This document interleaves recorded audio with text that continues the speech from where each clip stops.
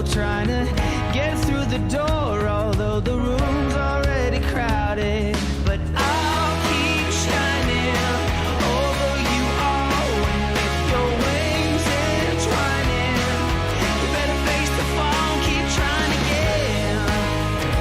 Oh yeah, keep trying again. Zeros, everybody's trying to be heroes when all they have to say to be okay is I don't know. And keep trying again.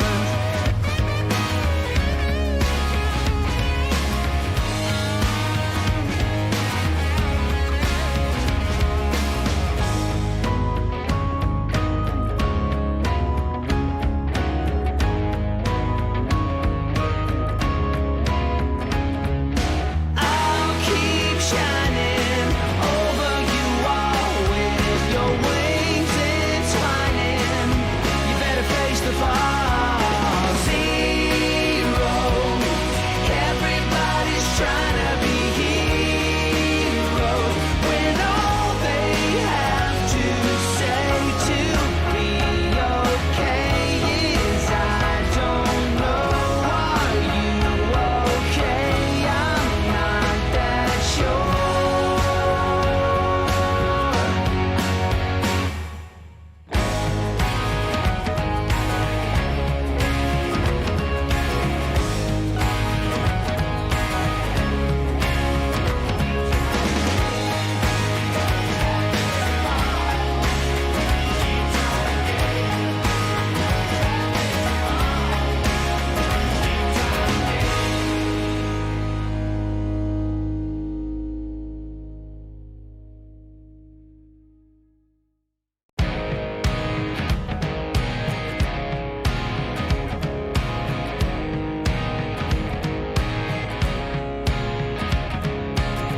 Forever young, or am I faking? On the tip of my tongue, there's a sarcasm waiting for you.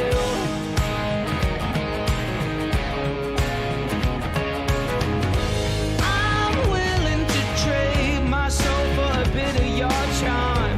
There's no way I fade into oblivion, 'cause I'll keep shining over you all, and if your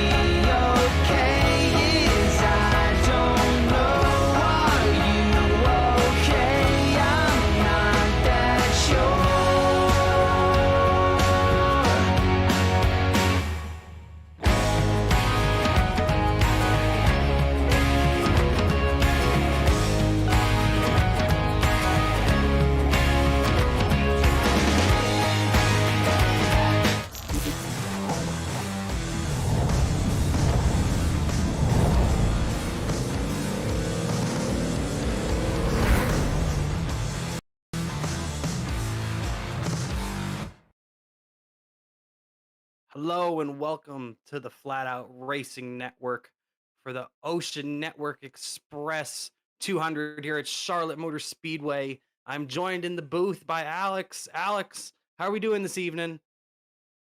We're doing great, Kyle. We're gonna have a great race ahead of us here at the Charlotte Motor Speedway. We're This track has gotten very good with racing lately, especially since the dynamic track update, and I can't wait to see some multi-groove racing. I always enjoy watching Charlotte, a multi groove racetrack in North Carolina, the home of many race teams in NASCAR. Charlotte Motor Speedway is their home track. We're going to go green flag racing for 125 laps around Charlotte Motor Speedway. And on the pole, a familiar face for the Great Lakes Truck Series, the number 92 of Michael Sensi, putting down a stellar lap in that turn left forward.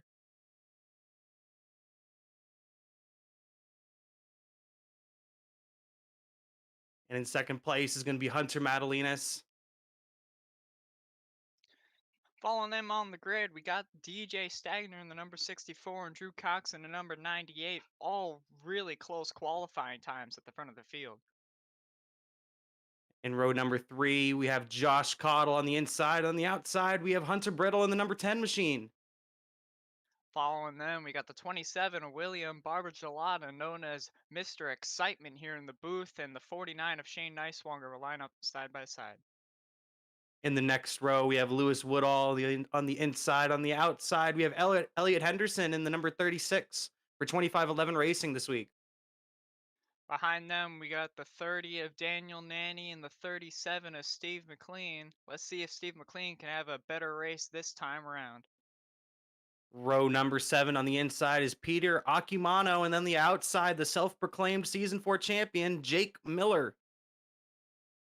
Following them, we got the 39 of Justin Mons and the 24 of Ashton Lawson. Good drivers, a little back in the field. We'll be seeing them try and come forward tonight. And then this is a row I'm really watching out for. Row number 9, you have Ty Aiken on the inside, and on the outside, you have Matt Daniels, two very quick drivers starting near the back. Behind them, we got the 77 of Briar Fritz and the 00 of Aiden DuPont.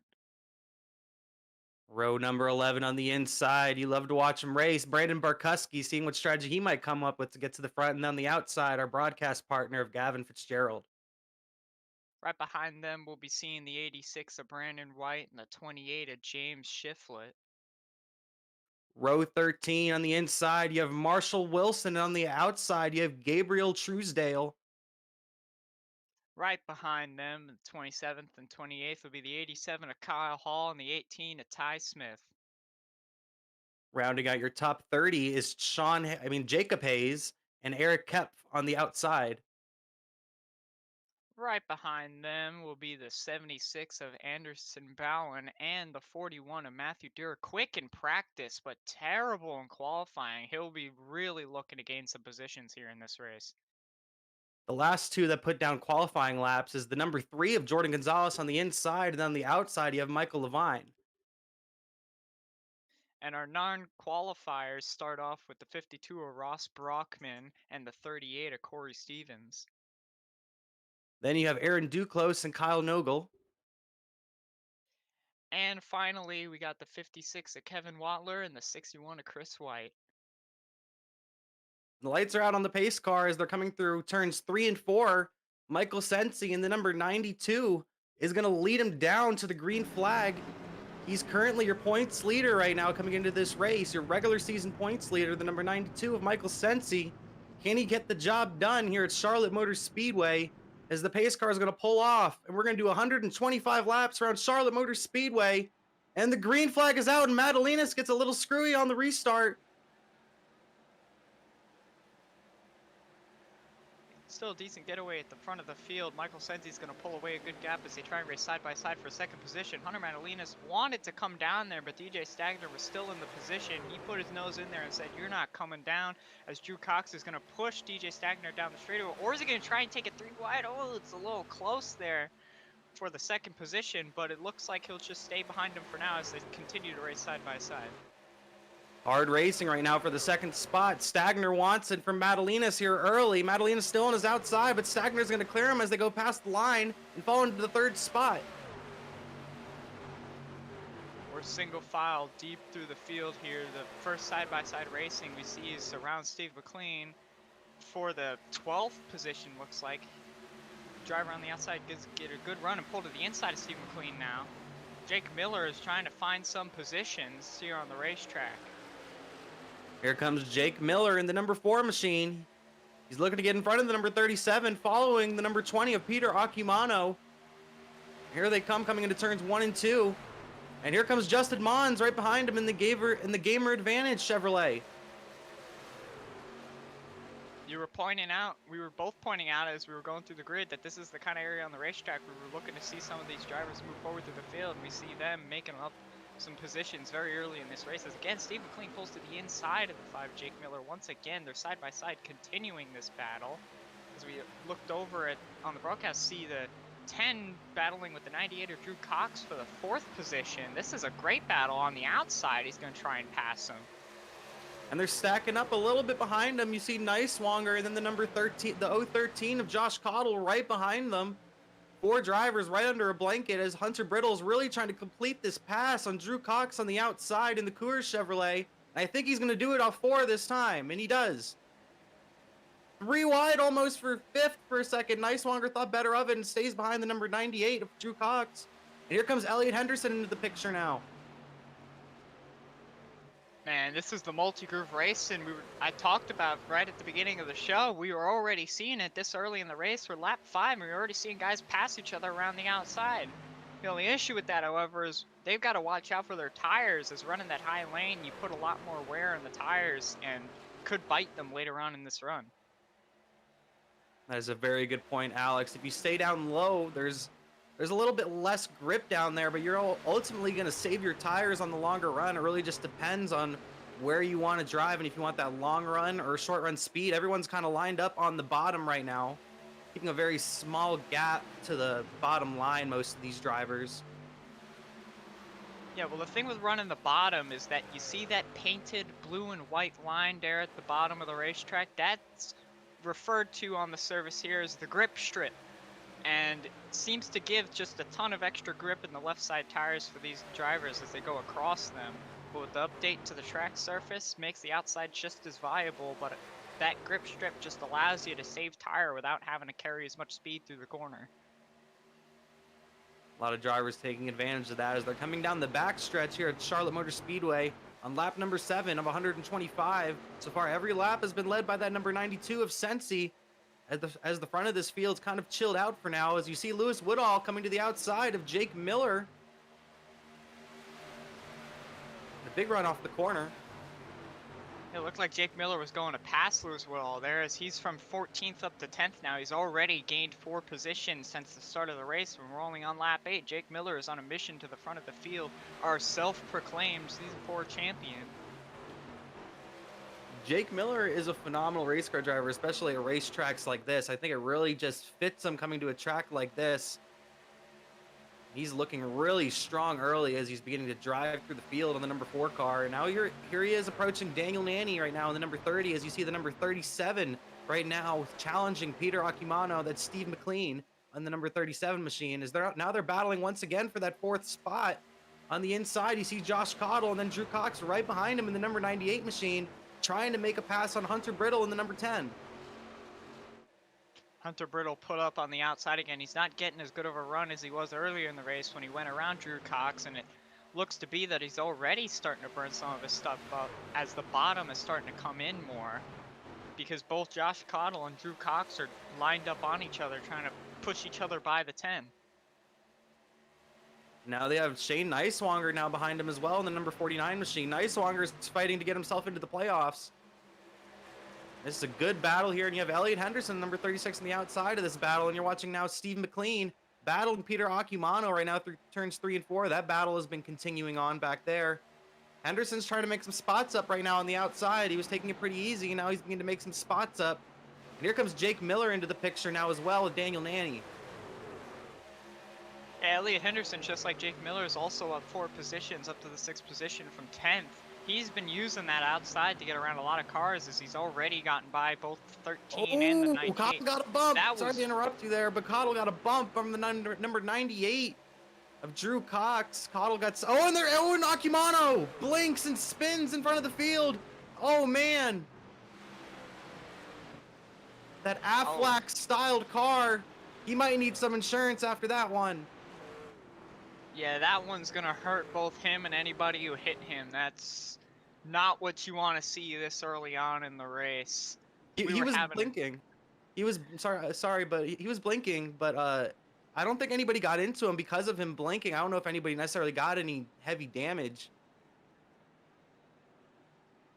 Yeah, it just kind of a matter of a driver. Everybody's kind of nervous racing around and suddenly reappearing in some spots. And sometimes the blinking helps you because you lose contact with the guy, and other times he appears right ahead of you and you end up turning him. Thankfully, he didn't seem to catch many other people's right when he got spun. He blinked out and only caught up right at the very end, but unfortunate for Akimano here. A very unfortunate event for Peter Akimano in the number 20 machine.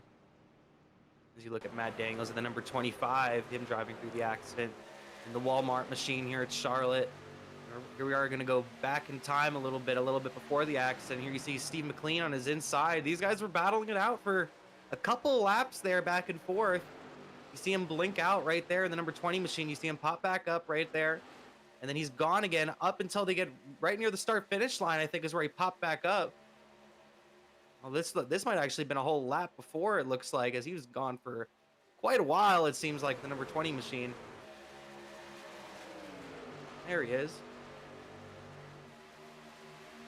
Just a very, very insane accident and intense lag from the number 20 machine as he blinks out once again right there in 3 and 4. And I think this is possibly where you get the accident right here, as he might pop up right back here near the start-finish line. There he is, and he pops back up and just spins right across Daniel Nanny's nose, it looked like. It looked like Mons might have actually gotten some damage out of all drivers. Yeah, well, that's just one of those things. Somebody who's having issues with their internet, maybe some of their PC components are just kind of heating up a little bit too much, and to be stuck in the middle 3 wide and reappear in that position, I mean, that was just unfortunate for him and everybody else around him. Very difficult accident for Peter Akimano, who seemed to be having some really bad internet issues. But we also got some takers on pit road that last time. I would like to note, I'm interested to see if these guys can maybe come through the field. You have someone like Aaron Duclos back here who took 4 tires. You have Ross Brockman, who's one of the top guys in the points that he took tires. I think Briar Fritz took tires. You have a lot of drivers back here who took tires, who might be able to make some spots up here and are possibly hoping for a long run here, Alex. That's also what we're looking at as well. I mean, the long runs at this racetrack are fantastic, as you really get to see the impact of both the outside and inside lane and what that does to these cars and tires. But what is interesting is one of the people at the back of this pack right now is William Barbagelotta, who was in 7th place at the start of the race and is now in 33rd. It looked like he might have had some issues. It looked like he might have a little bit of nose damage, possibly, to number 27 machine. Can't really tell there, but we're gonna go green flag racing this time by, as Sensi's leading the field. As you see right there, he's taking the inside lane in the number 92 machine. On the outside, you have DJ Stagner. Right behind the number 92 of Sensi, you have Hunter Madalinas. On the outside of him, you have Hunter Brittle. So it should be a pretty interesting restart. Not to mention Elliot Henderson right there in the 5th spot in the number 36. I know he wants to get himself a win here in Charlotte. Yeah, that caution really helped out the guys who were going really hard early on, looking for some positions. Elliot Henderson and Jake Miller, to name a couple. And now that they're up in this position, the field just got brought a lot closer to them, and now it's just going to make them easier to find more spots on this next restart. Green flag racing this time by, as they're coming off turns 3 and 4. The pace car is going to lead them down to the green flag once again here at Charlotte Motor Speedway. Sensi in the number 92 is going to lead him down with Stagner on his outside. The pace cars came down pit road, and the green flag is waving for Sensi, and Stagner gets a little loose on the restart, and he's going to lose some spots. And Madalinas is going to go flying by him. Same thing with Brittle, and it's 3 wide going into turn 1. This might get interesting. Yeah, DJ Stagner wheel spun on that restart and got rear-ended because of it. He really got a horrible start for this truck, and he's all the way back to what looks to be the 10th position now. Yeah, Stagner in the number 64 lost a lot of spots on that restart. You see Jake Miller in the number 4, and then the number 30 of Daniel Nanny. They're battling pretty hard right there. I saw Christopher Heller mention him in the chat. Here he is, Daniel Nanny in the number 30 machine. He's making up some spots as he's gotten up to the 8th spot in the number 30 machine. A lot of guys making a lot of progress back here and a lot of good racing forward as well, as we see another battle for the 5th position between Shane Neiswanger and Drew Cox. These guys are going to hope to sort it out pretty soon, as the drivers ahead of him could end up pulling away with that single file. That is part of the other issue with this racetrack, is you're racing side by side. There's a lot of side draft and you'll fall back, and guys ahead of you could pull a gap. Some heavy racing here on this restart. Drivers really trying to settle into a spot possibly for the longer run, as we saw it really begin to single out near the end of those first couple laps, and these guys have slightly worn out tires. Oh, and Woodall all the way underneath the line. You saw it in the back of the camera right there for a second. The number 13 of Lewis Woodall. Great save from him. He'll continue on in the number 13. Oh, gets a little close right there, but he'll continue on for now. I swear, it seems like every time we bring up Lewis Woodall, it's always for some crazy save. We're going to have to give him a nickname sometime soon, probably the Save Master or something, because he somehow keeps this car under control despite the worst situations he's in. More like Jim Kana, number 13 of Lewis Woodall. He'd be sliding around. You see Mr. Pink back here, Eric Kep. Eric Kep, he's making his way through the field. He's been riding around mid-pack most of the race, though, in the number 63 machine. He's driving the 1 Ford, the sponsor of this race.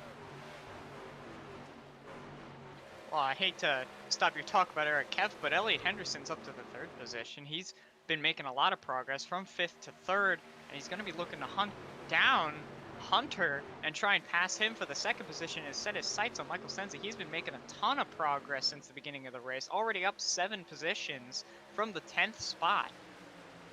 Right now, Elliot Henderson is in a Hunter sandwich as he has Hunter Brittle right behind him and Madalinas right in front of him. The number 36 of Elliot Henderson in the 3rd spot, trying to make up more spots. Always very strong in the number 36 machine. Multiple time champion here of the Great Lakes Truck Series, Elliot Henderson. Well, I don't believe he's in that sandwich anymore, as Josh Cottle said he wants the 4th position, and Drew Cox is looking for the 5th position. Hunter Brittle is just losing spots on that bottom lane. It just seems like the high side has the pace for the moment. It seems like the high lane is a little quicker right now on these semi-cold tires. They should be heating up by now, and I'm really expecting that low line to really be the stronger line as the run goes on. And Brittle might have learned that on that first run. He's going to stick to that inside lane until that high lane falls off, and he's going to try to make up some spots. As they're battling pretty hard right here with Daniel Nanny right now. Nanny continues to move up through the field. Jake Miller and Neiswanger right behind him. Daniel Nanny is another one that's been using that high lane to gain a lot of positions. It just seems to be that that's the spot to be. You don't have a lot of guys in front of you when you run that lane. You have a lot more options, and you just seem to have the momentum. And in these trucks, which don't have the horsepower to drive themselves up off the corner, that momentum is big for trying to pass people. And he seems to be taking full advantage of that. Nanny's definitely looking strong in the number 30 as he moves his way from the field. But these guys continue to battle back here. You have Hunter Brittle still on that inside lane. On the outside of him, you have Neiswanger, you have Jake Miller and Steve Mclean right behind him. Then here comes Stagner into the picture in the number 64. He's trying to get some spots back after that crazy restart from him. Yes, Stagner's just kind of stagnated around that 10th position. He really hasn't made any progress ever since that restart mistake, though. He's going to try and pull the inside Steve McLean. He's not going to be able to get the position on him. And he tried to use the outside lane a little bit earlier, and he just didn't seem to make any progress, and now he's back to the bottom looking to save some tire. Here comes also the number 42, Brandon Barkuski. This is the guy that needs to win and make the playoffs. He really needs to win to make the playoffs, to be honest. And he's going to do whatever he can to make that win happen. I already know it. And he's been making some spots up. I wouldn't say he's necessarily the quickest truck here early, but he's definitely making some spots up. So yeah, you see it right there. He started in the 21st position. He's already moved up almost 10 spots in the number 42 machine, as he's currently on the outside of DJ Stagner. Well, if there's anybody we expect to make up some positions in the long run, if Steve Mclean gets in the wall just in front of Brandon Barkuski, he's going to keep it going and not fall back into the clutches of the field too much. But if there's anybody that's going to have a long run advantage, it's going to be Brandon Barkuski, as we saw there a couple weeks ago at Darlington, with his amazing run to try and battle for the second position at the end of the race. I don't know if necessarily he's going to have some long run speed this time, because these guys are battling really hard back Well, here. the caution's out, Kyle. Oh, there's a big flip on the Oh. front straight. Lewis Woodall couldn't save it that time. He was upside down going into turn 1. Wow. Someone really stepped on that Pepsi can. Wow. Lewis Woodall went flying like it was Daytona or Talladega. So you saw Briar Fritz involved in that as well. Matt Daniels, he was spinning around on the front stretch in the Walmart machine. Wow. Crazy incident. We're going to have to take a look at that replay on that one, as caution number 2 is out on the day here at Charlotte Motor Speedway for the Great Lakes Truck Series presented by Patti Engineering. Wow. That was a massive hit. You don't typically see flips here at these 1.5 mile tracks, but something big must have happened for him to be upside down going into turn 1. We see him on battling with the 25 just in front of him. He goes to his outside and just, oh, that was just a little bit too tight. And man, he goes flying. That was crazy. Great job by Aiden DuPont, I would like to note. 00, you saw him going through that incident. Great job, great avoidance from the 00 machine of Aiden DuPont. But wow, the number 13 really went for a ride, as we're going to take another look at it here. You see Matt Daniels right there in the middle lane. You see Woodall on the outside. And here you see them coming past the start-finish line. And Daniels just trying to make some room to the inside, and there's just no space for Lewis Woodall. I really think that it was the wall that really sent Woodall flying, as that happens a lot here in iRacing, as the leaders are currently on pit road. Seems like pretty much everybody comes down pit road this time by. Nobody's risking it on a set of tires. As we see our leaders come down pit road, Michael Senzi's pulling up the left side tires, drops him, gets going, but oh, I'm not sure who got the lead there. It might have been Hunter Mandolinas. Oh no, just not enough. He almost took the lead away from Michael Senzi. That had to have been nearly 1,000th of a second to the line. That was a very close race off pit road, and there was one guy who stayed on the racetrack. He came in on that last caution around 14 laps ago. You have Marshall Wilson in the Discount Tire Toyota.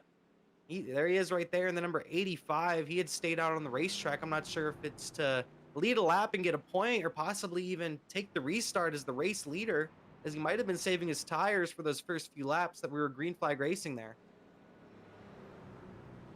Well, I mean, if he stays out this early in the race, just gets 1 lap led, that's a point, a free point. And he has plenty of time left in the race. There's just under 100 to go. He's got plenty of time to try and make his way back up through the field. Looks like he is going to stay out and take this bonus point. Honestly, if you're back in that pack, this is kind of a smart move. You get a free point so that if something does happen in the area that wrecks usually happen in, you have that extra point to fall back on. So honestly, this is a pretty good move from Marshall Wilson here. Though I would hope that he pits the next time around, but we'll see the next lap. This could possibly be a strategy move, as we've already seen some cautions. I'm not quite sure what the tire limit is for today's race. Possibly saving a set of tires, because like I said, there's been a good amount of cautions already here early. Second caution in 30 laps. Big field. I can definitely see some more cautions, and I think that's what Marshall Wilson is buying for here, to see some more cautions and no long green flag runs. That way he can maybe have a tire advantage right when we get towards the end of this thing, as I think the lights might go out this time by when they go past the line. Yes, you asked about the tire sets. They have 4 sets in the pits tonight that don't include the one that come on the truck when you go out on the racetrack. So pretty much everybody right now has at least 3 more sets of tires in the pits, though there might have been some people further back in the field who have 2 now. Very long race. I think that's the call for Wilson here, as I think he might stay on the race. Nope, I'm wrong. Eat my words. Here comes Wilson down pit road in the number 85 machine. He gets his bonus point and will make his stop to get fresh tires. And now Sensi will take the lead here as the lights are going to go out on the pace car. And it looks like Sensi has decided to take the inside lane. As you see, Madalinas goes to the high side. Now everybody will begin to get into their lanes. I mean, this is what I kind of hoped you would do. You know, you take the pit, you get your point, take the pit, go to the back, and just try and stay safe. These trucks are real risky around this racetrack. There's a lot of really tight racing, and often that leads to a lot of cautions. But these guys have been pretty good. Only a couple cautions in the first 30 laps. I'd say they've been doing a good job. As we come to 1 to go, Michael Sensi is going to lead the field, and Hunter Madalinas will line up on his outside after almost nabbing the lead off pit road.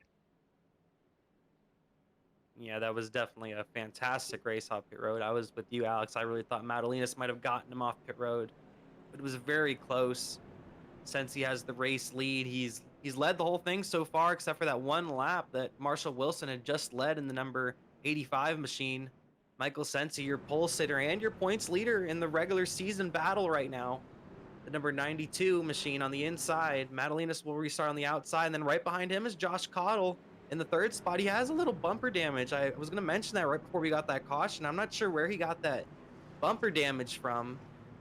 And then on his outside, you have Elliot Henderson as the pace car is going to pull off onto pit road. We're going to go green flag racing once again here at Charlotte Motor Speedway as the green flag waves and Sensi leads him down. Good restart from Sensi, and Madalinas, probably the best restart I've seen on the outside so far today. Yeah, Hunter Madalinas took that outside lane and kept the 2nd position. It always seemed like the 3rd place guy would end up getting side by side with him, as pretty much everybody in the top 6 is going to go single file. The battle's for the 7th position right now between the 10 of Hunter Brittle and Shane Neiswanger. We'll see if the bottom lane has good pace on this restart or if the high lane is still the passing lane. They seem to be pretty even coming off of turn 4. We'll see who Brandon Barkuski goes with, our driver who started in the 21st position up to 9th now. Here comes Barkuski in the number 42. He's looking to follow Neiswanger, it looks like. But now it looks like Brittle might have the advantage on the outside. So Barkuski backs off, and now he's going to go behind Brittle on the outside, as these guys are battling it out pretty hard for the 7th spot right now. Neiswanger and Brittle. Neiswanger on the inside, Brittle on the outside, as now you see a battle between Stagner and Steve Mclean right behind him begin to develop. Yeah, often we talk about the pace slow down for drivers who are side by side, but often the driver behind is not the one talked about. Right now, Brandon Barkuski has got to be having a ton of dirty air, as both the fast lanes are pretty much covered by 2 cars, and that's got to be hurting him as they finally single file out in front of him. They finally decided who's the winner of this battle for now, at least. Hunter Brittle takes the 7th spot, and Neiswanger will fall back to 8. You have Barkuski back in 9th, and the battle's right now for 10th. You have Mons and Steve Mclean. They're battling it out for that 10th spot. And Corey Stevens right behind him in the number 38 machine. He was on the inside of that accident just a few laps ago. Yeah, Corey Stevens is doing a fantastic job. From the 36th position, he's up to 13th. That is 23 spots. He's on a mission to the front of the field, and the next driver in line is Steve Mclean. Here comes Corey Stevens as you have the onboard look from the number 38 machine. Corey Stevens right behind Steve Mclean right now in the 37, the 38, and the 37 right here. Battling it out around the 12th spot right now.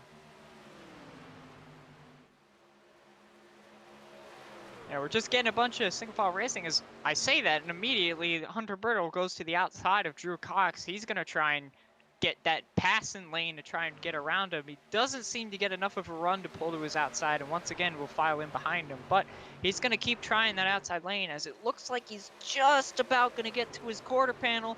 See if he gets the run coming off the corner. He will. Ooh, Ooh, it's getting a little tight, but he's on the outside of Drew Cox now, and they're going to try and battle for the 6th position. Very good move from Hunter Brittle.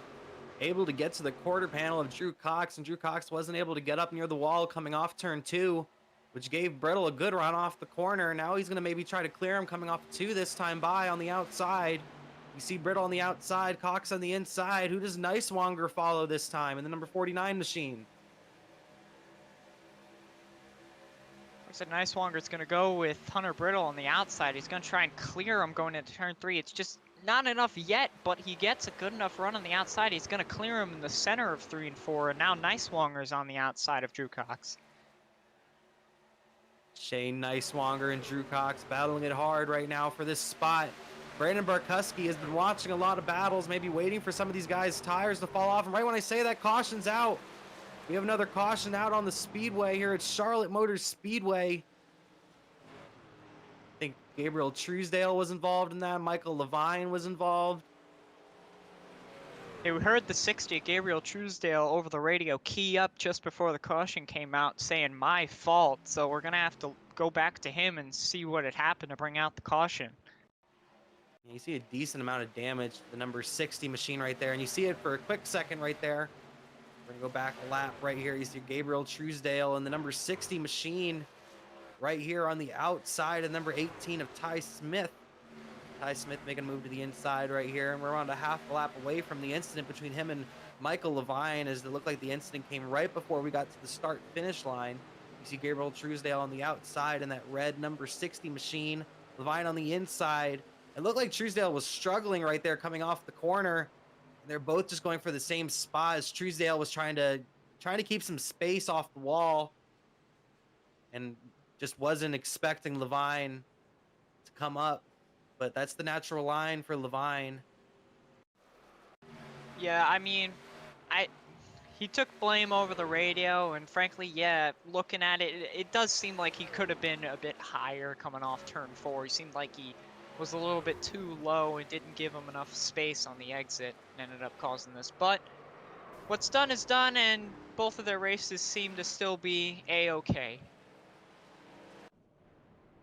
Decent amount of damage right now to that number 60 machine of Truesdale. It looked like he was struggling for a couple of laps there before the incident happened. You go to the front of the field, and it looks like everybody had stayed out. Everyone in the front had stayed out and did not take tires this time. Drivers like Chris White and Ross Brockman, a couple of drivers came down pit road. Kyle Nogel came down pit road, it looked like. A couple of guys came down pit road under this caution. Well, I would like to bring up a bit of a story that I mentioned a little bit earlier in the race about Mr. Excitement, William Barbagelotta. He was in the 33rd position about 20 or so laps ago when the first caution came out. We were going to our first restart. He's all the way up to the 15th position again, so he's made up about 15-ish spots since we last talked about him. So he's making his way back up to the field after having a pretty strong qualifying effort, and he'll be looking to try and make his way into this frontward battle. I'm not surprised one bit. Every race that William Barbagelotta is out there, he's threatening for a top 5, if not the win.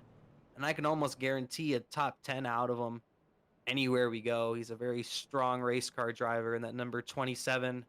Always got to look out for him on the track in that bright green Interstate Batteries machine. I think it was last week or the week before. He really confused me when he wasn't in that car. I didn't even know he was in the field, and it really, really confused me.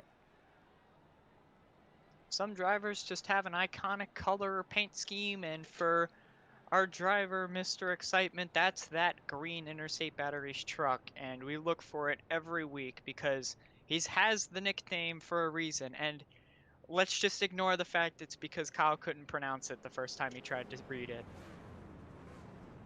Yeah, William Barbagelotta, the number 27 machine.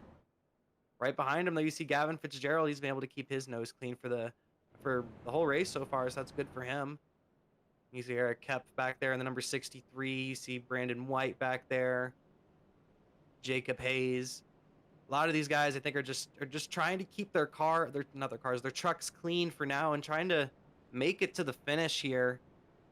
as we still have a long way to go, as we're around 15, 20 laps from halfway here at Charlotte Motor Speedway.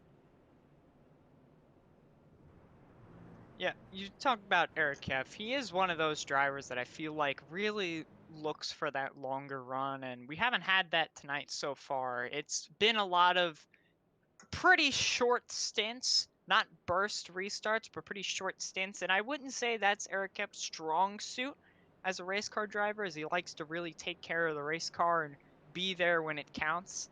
But he's slowly made his way through the field from 30th to the 17th position.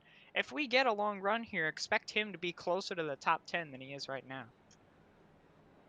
Lights are out on the pace cars. We're going to go green flag racing. This time by, once again, Sensi has picked the inside lane as the leader. Sensi has yet to pick the outside. Madalinas once again on his outside. He has Cottle right behind him in the 013, and then on the outside of him, you have Elliot Henderson in the number 36 for 25.11. Let's see what he can do on the restart. We're going to go green flag racing once again. Lap number 43 of 125 here. So for every restart, Michael Senzi's been in full control of the restart, clearing everybody around him and being single file going into turn 1. The battle really happens right behind him. So what Hunter Madalinas needs to do is just make sure he doesn't do any wheel spin like we saw DJ Stagner do earlier on old tires in the race, and try and retain that second position as they head down into turn 1. We're going to see what the outside can do on this restart, as the pace car is going to pull off as they're about to come off turns 3 and 4 right now. Sensi's going to lead him down to the restart once again. Here comes the pace car coming down pit road, and here comes Sensi coming into the restart zone, and the green flag is waving for Michael Sensi, and Madalinas is immediately going to drop down in front of Josh Cottle. That was very tight from Madalinas. He just barely had enough room to sneak his rear end in front of his nose and just barely kept ahead. Jake Miller is going to pass Hunter Brittle for the 5th position. He's up to 5th from 14th. He's another man who's on a mission here tonight. Our self-proclaimed champion is going to try and get to the front of the field as quickly as he can, as Drew Cox and Hunter Brittle battle side by side. And they're 2 wide, 3 rows deep. And Jake Miller maybe trying to tie the win count lead back up in the number 4 machine. Him and Hunter Madalinas leading the win count so far this season in the Great Lakes Truck Series. Let's see what Jake Miller can do. He had 2 wins in a row a couple weeks ago, and he's looking to get another victory here on the season in that number 4 truck. Well, it just seems like it's been suiting him tonight. He's been making very strong moves, getting around people pretty easily, no matter what lane he's been in. He's going to try and continue that trend tonight as Drew Cox dives it underneath him. Really pulls up side by side with Jake Miller. That's probably the strongest I've seen the bottom be the entire night so far. While he is going to be stuck on the bottom lane going into into battle for the lead. Oh, battle for the lead. My mistake. Sorry to interrupt you. Madalinas dived to the inside of Sensi. Looked like coming out of turn 2 last time, or coming into turn 1. Didn't see exactly when the move was made, but here comes Madalinas on the inside of Sensi, and he's going to try to clear him coming out of turns 1 and 2, as Josh Cottle is right behind him, and here comes Madalinas, and that's the first pass we've seen for the lead all day, and now the number 9 machine leads the field, looking for another win. Michael Sensi has lost control of the field now. He's going to have to be following Hunter Madalinas. We'll see how he deals with this. He hasn't had to deal with this the entire night. He almost had to earlier in the race with the pit cycle, but now he's out on the racetrack having to do it. We'll see if he tries to get around him. Last time by, he just pushed him down the straightaway when he could have crossed him over. So maybe he's just trying to be patient with it. You see Sensi right behind Madalinas. Madalinas trying to maybe break that draft a little bit down the back stretch. He's going to enter the corner a little bit low going into turns 3 and 4. I don't know if that's necessarily what you want to do. He's going to hold on to the lead right now as Cottle, Henderson, and now Drew Cox is into the picture for the 3rd spot. Drew Cox has been looking pretty quick these last few laps, and here he's really going to push Cottle into the corners. Now we're going to have a battle for the lead again as Madalinas really drove it up hard into turns 1 and 2, overdrove the entry, it looked like, in the number 9 machine. Now here comes Sensi down the backstretch. and he's going to clear him going into turns 3 and 4. And now here comes Coddle. Madalinas is all the way up against the wall. 3 wide going through turns 3 and 4. This is some great racing here in the Great Lakes Truck Series. Here comes Madalinas off the corner. He's going to clear Henderson, and Cox is right behind him. Man, Madalinas had a really bad 1 and 2 to last lap. He almost fell back into the clutches of 4th and 5th position. I don't know what happened to him that time by, but it let both Michael Sensi and Josh Cottle by, and he's going to have to find his way back to the front again after losing those positions. It looked like he overdrove the entry of 1 and 2 and just lost all of his momentum, Alex, in the number 9 machine, as he's really trying to get himself back up there. Here comes Hunter Madalinas as they're continuing to battle right behind him. You see Henderson, Drew Cox, and now here comes Jake Miller on the outside. Jake Miller trying to make some moves there. Cottle's going to dive it into 1. Josh Cottle, now he's going to try to take the lead in the number 13. The fighting is starting to heat up, Kyle. This is a race gone rogue. They've been through a couple cautions. I thought they might relax it a little bit, but I think it's only giving them confidence. They're racing even harder than they've been all night. Josh Cottle looking to lead the lap, and he will. Sensi's right behind him still, and here comes Madalinas getting a big push from Elliot Henderson coming down the front stretch. And Madalinas is going to dive it in hard into turns 1 and 2, and he might clear him coming off of 2. These drivers are going absolutely crazy. There is 2 wide racing everywhere. Most of the time it's for the lead, would you believe it? These trucks are really starting to turn this race into almost a plate race. It just seems to be every single time. Nobody can really pull away from each other. Currently, Cottle's leading the field, and I think he's hoping that Madalinas and Sensi can stay neck and neck. Maybe he can pull away a little bit from these guys. But Madalinas is really pushing it hard through 1 and 2 that time by, and he's really trying to clear him, but I don't think he's going to clear him this time, as Sensi's still going to be on his outside, coming off the corner. And now Jake Miller's right behind him, and here comes Elliot Henderson. Elliot Henderson's lost a couple spots, but the spot he lost it to has been Jake Miller. You were talking, he could try and tie for the most wins this season with Hunter Madalinas. It's probably why we see him working with Michael Sensi to try and get around him. He's gonna try and put him further back in the field to try and stop him from winning the race. Jake Miller is on a mission. Madalinas and Jake Miller battling out for that 3rd spot. Miller's going to clear him coming down the back stretch. And now Madalinas is under attack from the number 36 of Elliot Henderson and the number 98 of Drew Cox. And just behind them, we can't forget about Brandon Barkuski up from the 21st position. Whoa! Wow, Elliot Henderson, that was messy. He kept the car going. That could have been really bad. He managed to save it. Great save from Elliot Henderson. And that's why Elliot Henderson is a 3-time champion right there. Fantastic save, Elliot Henderson. I don't know how he didn't lose it right there. And he kept his speed up, and he's going to keep in right behind Madalinas. Very impressive from the number 36 machine, but a very slight damage, it looks like, to that quarter panel, but I don't think that's going to slow him down at all. Thankfully with this racetrack, it doesn't seem to be affecting them too much, that damage, as we're looking to get a replay of that amazing save from Elliot Henderson that could have caused chaos at the front of the field. Here you see here, and just looked like he came down, and I don't know if he knew that. I don't know if crew chief told him that he wasn't clear or whatever the case may have been right there. Henderson was just barely still next to Drew Cox, and a fantastic save from him. And while we're looking at that replay, it looked like he dropped down 2 spots. Is Cox, and here comes Brandon Barkuski in the 42. He got in front of him. Brandon Barkuski up to the 6th spot now after starting 21st. I'm telling you, he is really hungry for that win in the number 42 machine.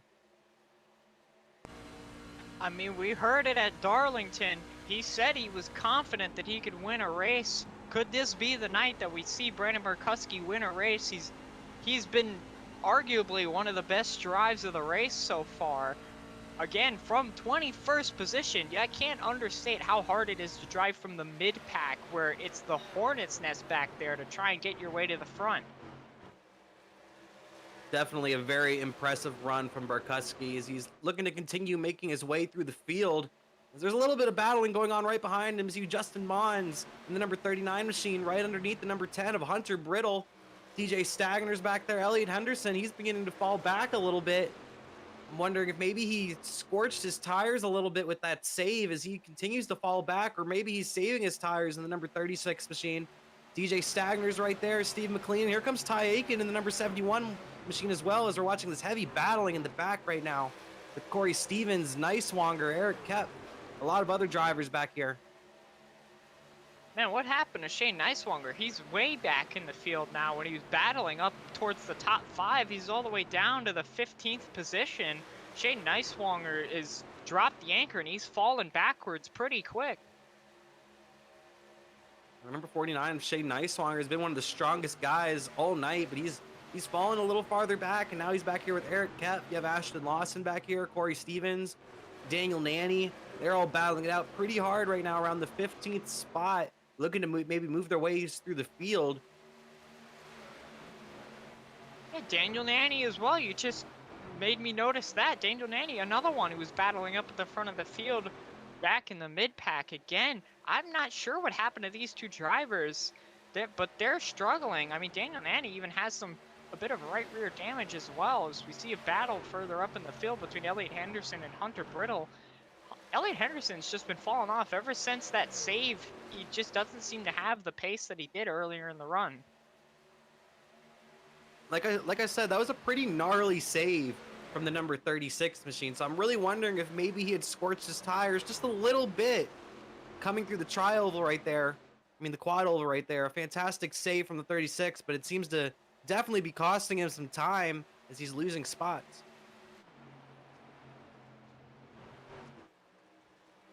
Here we have a battle for the lead. It's Cottle versus Sensi.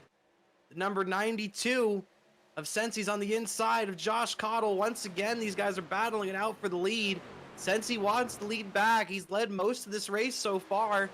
And here coming into the picture is that number 4 of Jake Miller. We continue to talk about him as he continues to move himself up. He's in the 3rd spot.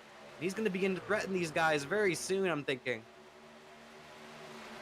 Yeah, they were battling, but not for very long. Josh Cottle made a power move into turn 3 and just sent it in there and made it stick. I mean, it wasn't even close for Michael Sensi. We'll see if that happens again, but that was a strong move by him. He could be saving a bit of tire while leading the field. And Cottle wasn't quite ready to give up that lead yet. As you see, Stagner and Hunter Brittle now battling it out back here for the 8th spot, and it looks like Stagner is going to clear him coming across the start-finish line. Now here comes Steve McLean in the number 37. Now he's going to challenge Hunter Brittle. This is some great battling back here, Kyle. I mean, there's just battling pretty much all over the racetrack. And while it's calmed down a little bit, I think a lot of people were burning up their stuff battling. Was that DJ Stagner who got in the wall? That would look like Ashton Lawson. Ashton Lawson, my apologies. There's a lot of Jeff Gordon schemes out here tonight. But he got into the wall, luckily kept it going, didn't cause an accident, but we're going to have to be watching out for that as well as these drivers race side by side. I'm surprised we haven't seen more of it tonight. Yeah, with the very hard racing, it's very difficult to make passes, especially the longer you go on the run. Just with the overall tire fall off, I'm expecting to see more stuff like you just saw with Ashton Lawson. Just drivers driving it hard on that outside and just getting a little up into the wall, or even just trying to keep themselves out of the wall, getting on the brakes a little bit.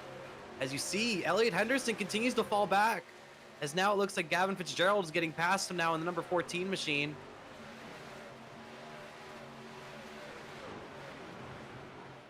This guy's battling it out up here. That was a solid move from Gavin Fitzgerald. He just kind of muscled his way through there and pushed Elliot Henderson up the racetrack. But as we have a bit of a calm moment here, it seems to be everybody starting to relax and go a bit single file. We could throw it over to our sponsors here with a bit of a commercial break.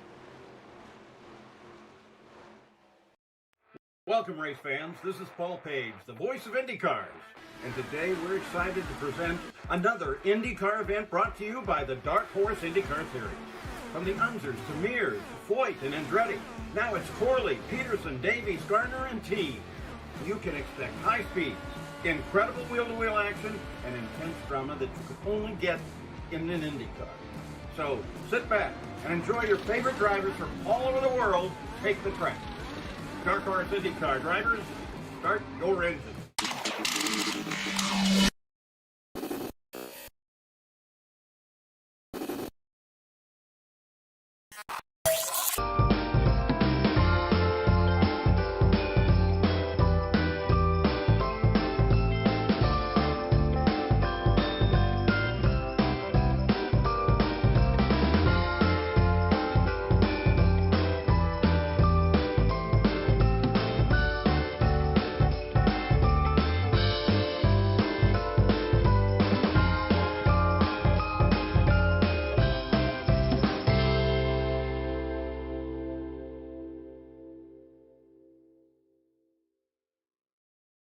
Welcome, race fans. This is Paul Page, the voice of IndyCars.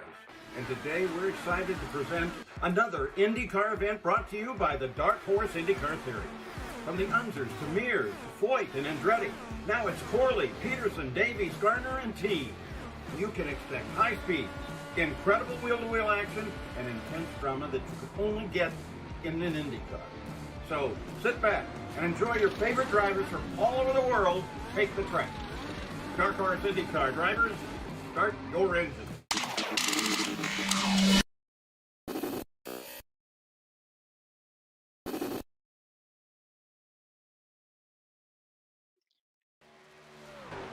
Sorry for the timing right there, and we're back here at Charlotte Motor Speedway. You saw it on your screen in the side-by-side that we're in the middle of pit stops right now, and it looks like we're about to finish them up here soon as Gavin Fitzgerald has stayed out to get himself a bonus point in the number 14 machine. Now he's on pit road, and he'll bring Corey Stevens with him as they're really cycling through the field right now and trying to figure out who's gonna be back up at the front when they cycle through all of these pit stops. Looks like we also had a mix of strategy going through the pit lane.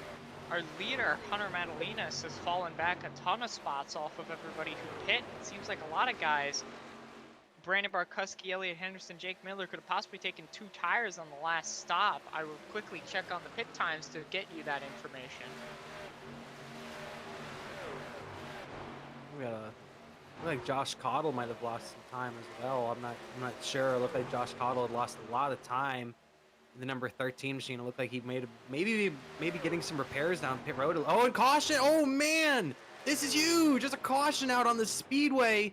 Oh man, who would have thunk it? Right in the middle of the pit cycle, there were still drivers out on the racetrack.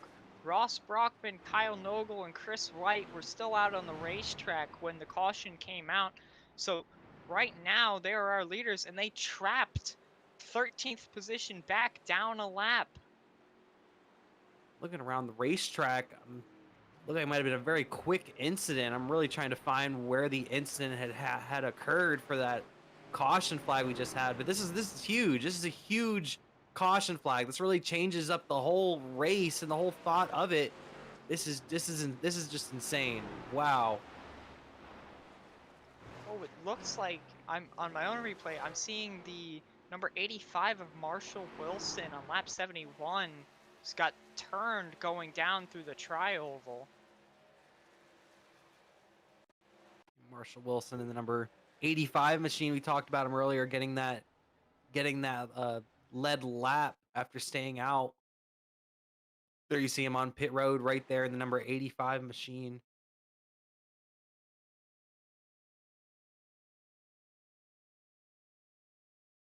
Speed you through this replay a little quicker and find you as they come off turn 4. He's racing side by side with Briar Fritz. It looked like, nope, I think this is a little bit too early.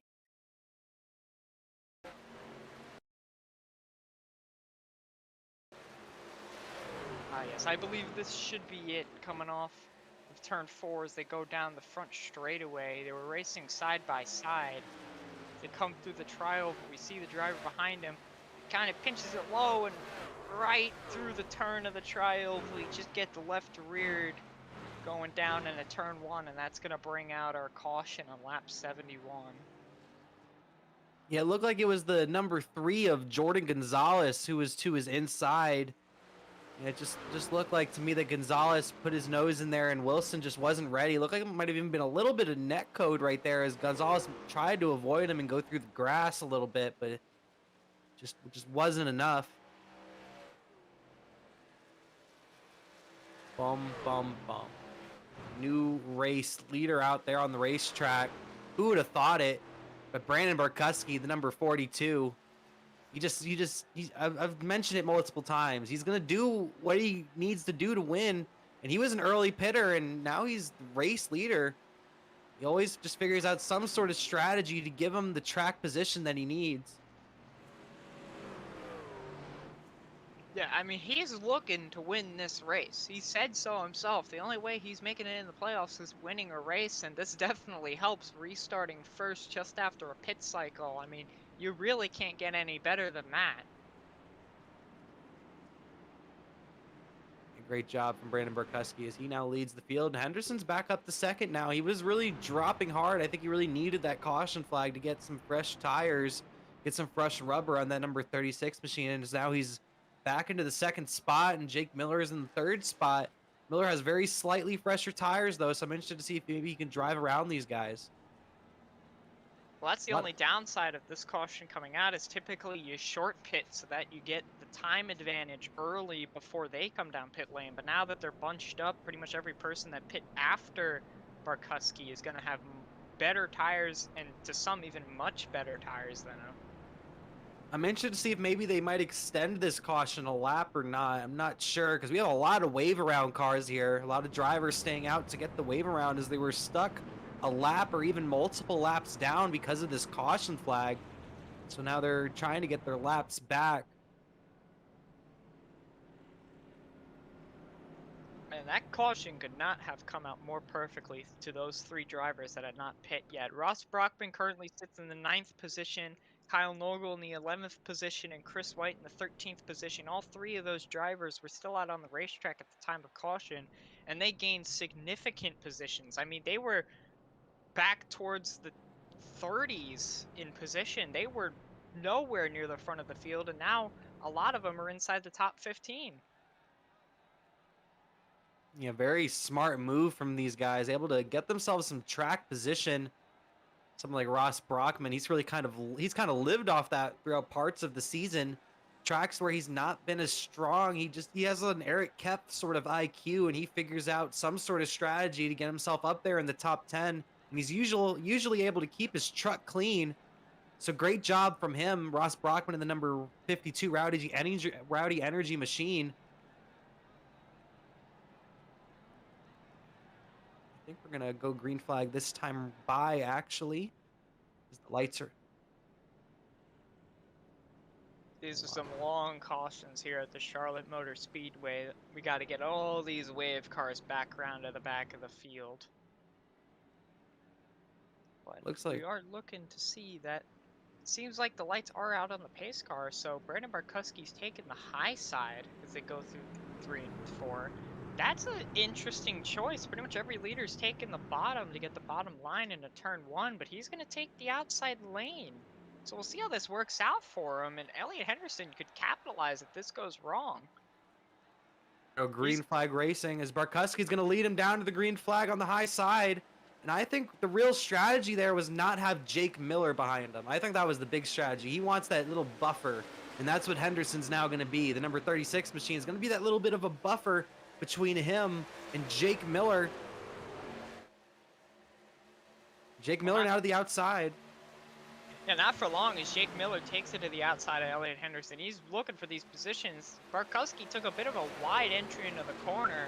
Looks like he might have been trying to block the air on him, as when you're in control of the race, if you know what you're doing with these cars, this high downforce, just drive in front of them.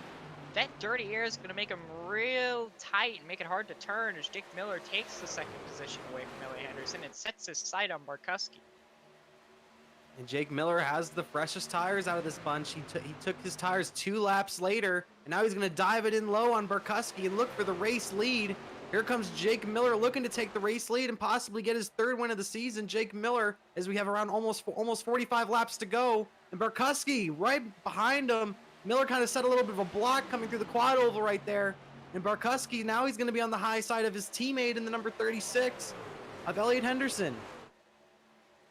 Miller just had that much better tires than Barkuski. He made a power move on the bottom, cleared him coming off turn 4. It wasn't even close for Barkuski, and ended up getting the draft, having to shove him as Elliott Henderson nags the apron a little bit. That's going to hurt him on exit. He kept it going, didn't crash at all, but now Barkuski's going to retain the second position. I believe Elliott Henderson has slightly better tires than Barkuski as well. Henderson and Barkuski both came in on a 67. You have Cox who came in on 69. Same thing with Jake Miller. And then you have Sensi who came in on lap number 68 up here in the top 5. So these top 5 guys are all on slightly different tires. Here you see Drew Cox making the move on Michael Sensi, looking to get himself into the 4th spot, as I think that would be his highest running position so far today. Drew Cox has been battling just at the back half of the top Oh, we five. have almost a wreck for the lead. Wow, Barkuski really sent it in there and got a little bit in the back of Jake Miller. A fantastic save from Jake Miller in the number 4 machine. But Elliott Henderson, now he's going to go for the lead in the number 36. Here comes Henderson. He's going to take the lead. And here comes Drew Cox right behind him. If this battle calms down at all, we're going to have to look at a replay of that as Elliott Henderson and Drew Cox line up bumper to bumper to try and push their way past Jake Miller. But even with the near spin, he still is battling really hard for this lead. It didn't seem to affect him as bad as I would have imagined it could. I think that really evened out the tires possibly, though. Miller was on 2 laps fresher tires, and that slide there might have evened out the tires, if not made him a little bit worse, as you have Henderson still on his inside on the number 36 machine. But it looks like Miller might clear him coming across the line this time, and he will. Now Henderson's going to file in behind him, and here comes Drew Cox and Brandon Barkuski as they battle it out for the 3rd spot. That was some fantastic driving from Jake Miller to get almost turned to keep it going and then come back to take the lead away again. I mean, that is a self-proclaimed champion if I've ever seen one. He is on a mission this year, and that was one of the moves that showed it. Great concentration and just able to not get frazzled by the situation. Jake Miller, fantastic job, very impressive job, able to retain the lead in the number 4 machine. As I think we're gonna try to get you a replay on the incident between Barkuski and Jake Miller. Yeah, here they are coming into turns 1 and 2. You see Barkuski's right there on his bumper, and they just had different braking points. They both let off at different times. Barkuski barely got him on the bumper and gave him plenty of space, so Miller was able to regain his composure and fought back on the outside and was able to retain the race lead from Henderson. As now you go to the live look as Jake Miller pulls it into turns 1 and 2, as the top 5 are pretty calm right now.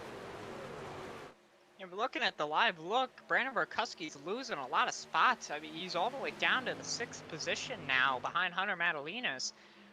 He just kind of got stuck on that outside lane, and he just was not able to keep it there. I'm surprised because he was using the outside lane a lot to pass a lot of guys. It seems like the outside lane today is strong, as we see a battle for 2nd position between Drew Cox and Elliott Henderson. Drew Cox is going to take the spot away from Elliott Henderson. He is looking to show himself off tonight. I've been watching Drew Cox all night. In turns 1 and 2, he's been the most aggressive, the most quickest guy on the inside through 1 and 2 all night. He's been so aggressive. He was able to make a very impressive pass on Jake Miller earlier on in the race. So Drew Cox is definitely one to watch for tonight, as now they begin to battle it out for the 3rd spot. Here comes Sensi to the outside of Elliott Henderson and Hunter Madalinas and Brandon Barkuski and Ross Brockman as well, right behind these guys. Elliott Henderson is just not able to defend the spot for Michael Sensi as he gets dragged on the outside lane. Michael Sensi is going to be clear, and now he's going to be side by side with Hunter Madalinas. Hunter Madalinas also getting a fantastic run, and he's also going to be side by side with Barkuski now. Elliott Henderson is just dropping like a rock on that inside line. It looked like that time through turns 3 and 4, he got really tight in the middle off. He just lost a lot of time in that number 36 machine as Sensi went by him and Madalinas, and now here comes number 42 of Barkuski. Now here comes DJ Stagner in the 64, and Ross Brockman, he doesn't want to wait behind Elliott Henderson. He's going to try to make it 3 wide here, but Henderson's going to fall in behind Stagner. Now Ross Brockman's the lone man down low, and Mclean, what a save. He gets a little bit of a bump from Justin Mons, but he keeps it straight in the number 37. A lot of great saves so far today, Alex. A lot of great saves, but the one thing I'm curious about is last run, we saw Elliott Henderson drop off really hard, and he seems to drop off really hard when he's stuck on the bottom. It just seems to be that car does not behave in dirty air. He gets really tight and loses a lot of momentum having a lift on the race car. As again, he's all the way down to the 8th position after almost battling for the lead early in this run. Now you see the battle beginning to develop between himself and Steve Mclean, as Steve is going to come to the inside of the number 36 coming through the quad oval. Now he's going to try to maybe clear him coming through turns 1 and 2. as they're battling a little bit in front of these guys as well. You see DJ Stagner and Barkuski neck and neck in front of these guys as well. Some good battles going on up here in the, near the front of the pack. Now we have a battle for third looking like to develop. Here comes Madalinas. Madalinas is coming to the inside of Michael Sensi for the third spot. Because technically, Madalinas, he has the freshest tires. He took his stop on lap number 70. Miller got sideways a few laps ago, and I've been watching Drew Cox. Drew Cox has not let Jake Miller get away at all. Madalinas was leading coming into the pit cycle, and he's on his way back to the front of the field with that later pit. He's got the better tires, he's got the traction, he's got the drive. He's gonna pull up to the 98 of Drew Cox very soon, no doubt. I imagine it's only gonna be a few laps until he's right there, and these leaders are gonna start feeling the pressure. And here comes Ross Brockman as well, the number 52. He was able to get tires underneath that caution flag. He was one of those guys that really benefited from the strategy on staying out. And Ross Brockman, he's looking strong here in the number 52 machine as he's underneath DJ Stagner. Oh, Stagner's in the wall hard! The number 64. What is with these Jeff Gordon cars and the wall? DJ Stagner was on his way back to the front after a bad restart early in this race, and sadly his day is going to be significantly hurt by that hit to the wall. That's going to give him a lot of right front damage and a lot of aero tight, give him a lot of drag. This is going to be tough for him to make a good night out of this now. I would like to point out, I'm looking at a really big time strategy move from a couple of guys here. Jordan Gonzalez, Elliot Henderson, these guys have made their pit stops. They can make it the rest of the way on fuel, just barely by a couple of laps. But this is a big time strategy move from some of these guys, maybe trying to get those fresh tires. Interested to see maybe more dominoes will fall and some of these leaders might come down pit road here soon enough. Well, I believe we will see the leaders come down pit road very soon. I mean, they're about 20-ish laps into a run, including some caution laps. And the pit window, is about 35 to 40 laps, we predict. So these drivers are going to be coming down in about 10 or so laps. And for them to be pitting now, that's a good strategy to try and make it to the end of the race. Do I think it's the winning strategy? Probably not, as Ross Brockman is somebody on a mission. He's up to third. Yeah, that guy in the 52, he might have discovered the winning strategy because he looks fire right now. Early on in the race, he was around a 20th place, maybe a 15th place car earlier on. And that strategy move has gotten him all the way up here into the top 3. Fantastic job from the number 52 as Ross Brockman, as I'm expecting the leaders to come down pit road here very soon. Ross Brockman, I mean, something with this guy is he was the points leader earlier this year. So it's not to say that he's not quick. He has pace. I just don't often see him qualify as well as I believe he should be running. And tonight, he didn't even qualify, but he's up to where I believe he should be running in the third position, hunting down the leaders. And I just heard over the radio, and here he comes. Brandon Barkuski is coming down pit road. Justin Mons as well. Hunter Brittle, Ty Aiken, Corey Stevens, Brandon White, a lot of good drivers coming down pit road. But I was really expecting Barkuski to be one of these first takers out of the leaders on pit road, trying to skip over these guys and leapfrog his way to the race lead. A lot of drivers came down pit road this time as you continue to see them pile into pit road. With them pitting about this time, it's going to be a 30-lap run to the finish that should make them extremely comfortable on fuel, plus any overtime runs. So these guys are hoping for this to go green as they get lapped by the leaders as they come off pit road. So this is a big call for them to commit to this strategy and not run out the fuel. This could backfire heavily if a caution comes out. Yeah, this is a big-time strategy, Alex. This is a big-time call by these guys. And they're looking to do whatever they can to get themselves into victory lane and possibly get themselves into the playoffs. Looking at our race leaders right now. You're looking at Jake Miller. Drew Cox is still right there behind him. But here comes Ross Brockman in the number 52 on those fresher tires. Here he comes on Drew Cox. And looks like a driver coming off pit road. Got a little into the grass in front of these guys, but he's able to keep it straight. And here comes Ross to the inside. He's going to try to make a move on Cox going into 3 and 4. Jake Miller says he's coming into pit road, so we're going to see the race leader come down pit road this time by. All right, well, that's the call, Kyle. He's committed to the pit lane.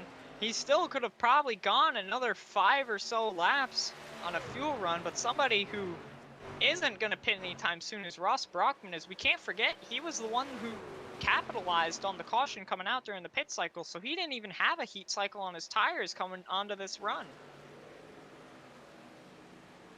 Yeah, Ross just trying to get as much as he can out of this. And Drew Cox looks like he's going to come down pit road. Here comes the 98. Drew Cox, he's going to come down pit road. Another one of your race leaders. All right, Kyle, this is where things get intense. You've got to make sure you get into that pit lane as quick as you can, and you get off of it as quick as you can without crossing the line on exit. That is something that's really difficult at this racetrack. The pit exit has got a little bit of banking that's just not wide enough for a single race car to fit in between, and is very easy to drive up onto the racetrack and get a penalty. So whenever our leader, Ross Brockman, pits, he's got to make sure he capitalizes this. The drivers who pit are going to be much faster than him, and he's going to have to make that back up at the end of the run. This is going to be very interesting. A lot of different tire strategies, and we're going to see which tire strategy could be possibly the winning strategy. And I'm interested to see if maybe we get another caution, because that could really send things for a loop once again. You're looking at Elliott Henderson right now in the number 36 machine, as he did make that initial pit stop. I think he's the front guy right now out of the guys that have already made their pit stops and came down pit road. I believe so, as well as Brandon Barkuski is actually behind him, as we saw he was the first one to hit the pit lane during the pit cycle. And yeah, he's going to pass Ross Brockman to get his lap back, so he's safe if a caution comes out. He's on the lead lap. He doesn't have to take a wave around or bank on the lucky dog that had put him at the back of the field, so he'll be safe now.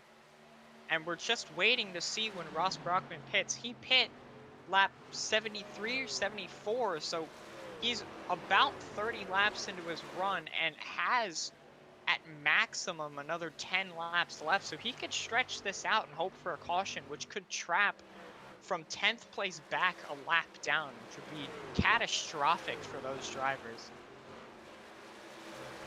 It could be huge. We saw what the first one did, and this one would even be bigger, as Ross Brockman's trying to go 2 for 2 on staying out and getting cautions. But I'm looking at Brandon Barkuski. He's really trying to get over to Elliott Henderson.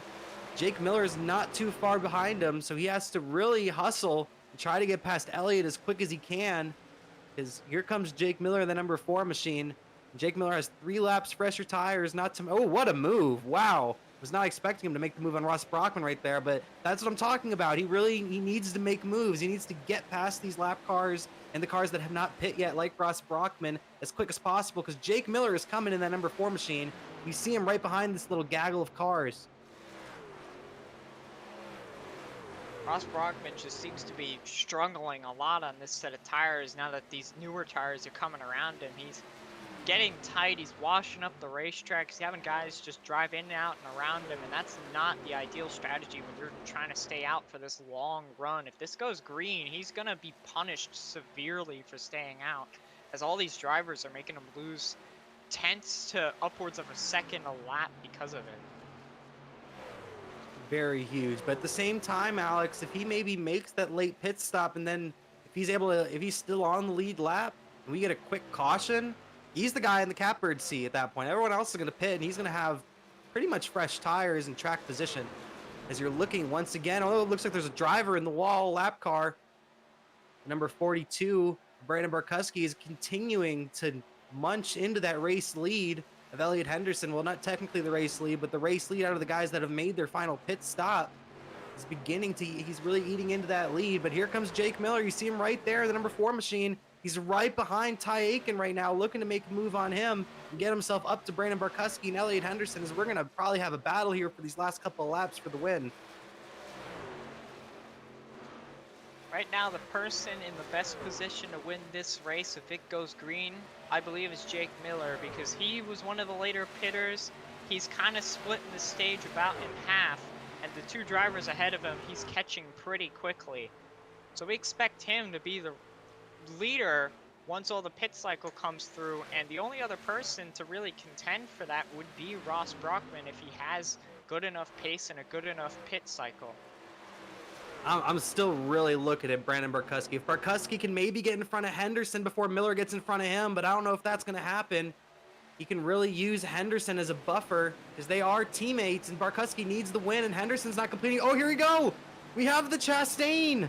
The Chastain move has been implemented right there.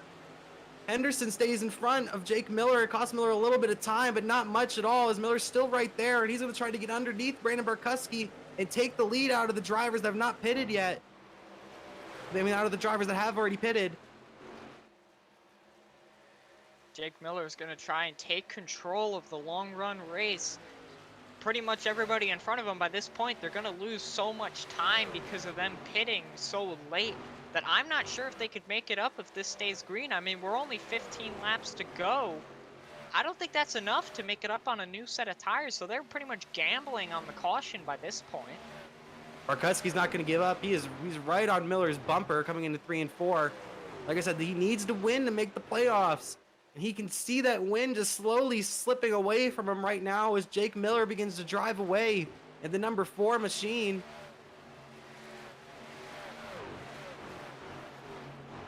It's going to be difficult for Brandon Barkuski to win this race at this point in the race. 15 laps to go. That's going to be tough for him to do. But you never know. This race has been unpredictable. We saw a caution come out during a pit cycle. A caution could come out at any time. That could throw this race into chaos if a caution comes out this late. Would really throw the race for a loop. But a lot of those guys have gotten back onto the lead lap.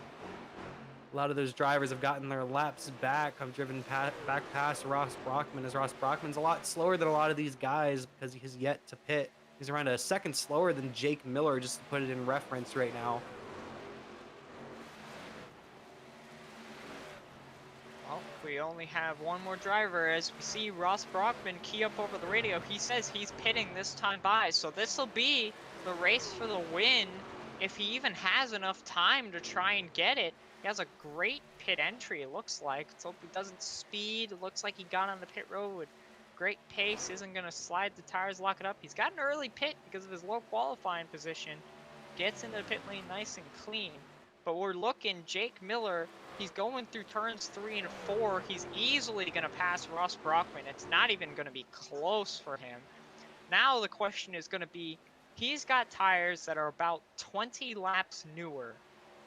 Is he going to have enough pace on those tires to make up the lap time? He's going to be, looks like 10, 12 seconds off of the lead once he comes out of the pit lane.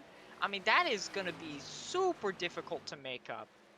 Like I was saying, Alex, I don't think Ross is going to be able to make up that time. At this point, I think what his best strategy should be is he comes onto that racetrack, maybe even take it easy. I know it sounds weird. There's only a couple laps to go, but if he takes it easy maybe for a lap or two and gets the caution within the next lap or two, he has basically fresh tires, and he's going to leapfrog everybody and be the race leader on the restart because, like I said, this is Charlotte. It really eats up tires. These guys are driving around a second, if not more, slower than their quickest lap time right now. So they're all going to come take tires. It's a no-brainer. Well, either that or he could try and pull a 2-tire strategy and see if that could work out. Because not only then he'd have slightly newer tires than the rest of the field, but he'd have a short enough pit stop to try and pass everybody in the pit lane. Wait a minute. Hold the phone. Drew Cox ran around a 10th quicker than Jake Miller as we were talking all about this. He's gotten past Brandon Barkuski, and he's around a second behind Jake Miller, and Drew Cox came in 1 lap later than Jake Miller. We saw Drew Cox on that last run. He was able to run with Jake Miller. They were running on the same pace, but that was also on equal tires. Drew Cox is on slightly fresher tires right now. I'm very interested to see if maybe he can make up that gap. That last time by, they ran very similar lap times. Miller was a little bit quicker, but depending on where Miller possibly hits this lap traffic, I wouldn't quite count out the number 98 of Drew Cox to make up that comeback, as Drew Cox is making a truck appearance this week. Drew Cox has some fantastic pace with that one lap newer tires. He lost, oh no, he gained a 10th that lap. I don't know if that's enough to catch him. I don't think it is. With 7 laps to go, he's over a second back. He's going to have to pick up the pace if he's going to catch him. But we could see a battle. Caution is out. Caution.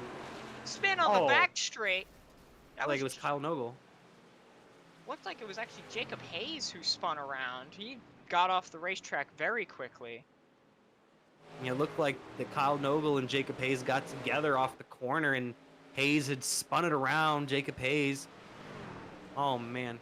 And Jake Miller over the radio. We've talked with Jake Miller post race, and he's talked about how he hates these late race cautions when he's in the lead. Guess what, Jake? If you look back at this broadcast, you got another late race caution. I'm sorry, bud, but you're gonna have to go out there and beat him now. Well, Kyle, you were talking about Ross Brockman getting a shorter caution. Well, he got it.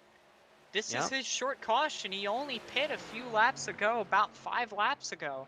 So his tires are almost brand new, I'd say. Yep. As we see them coming off turn 4, that's just tight racing.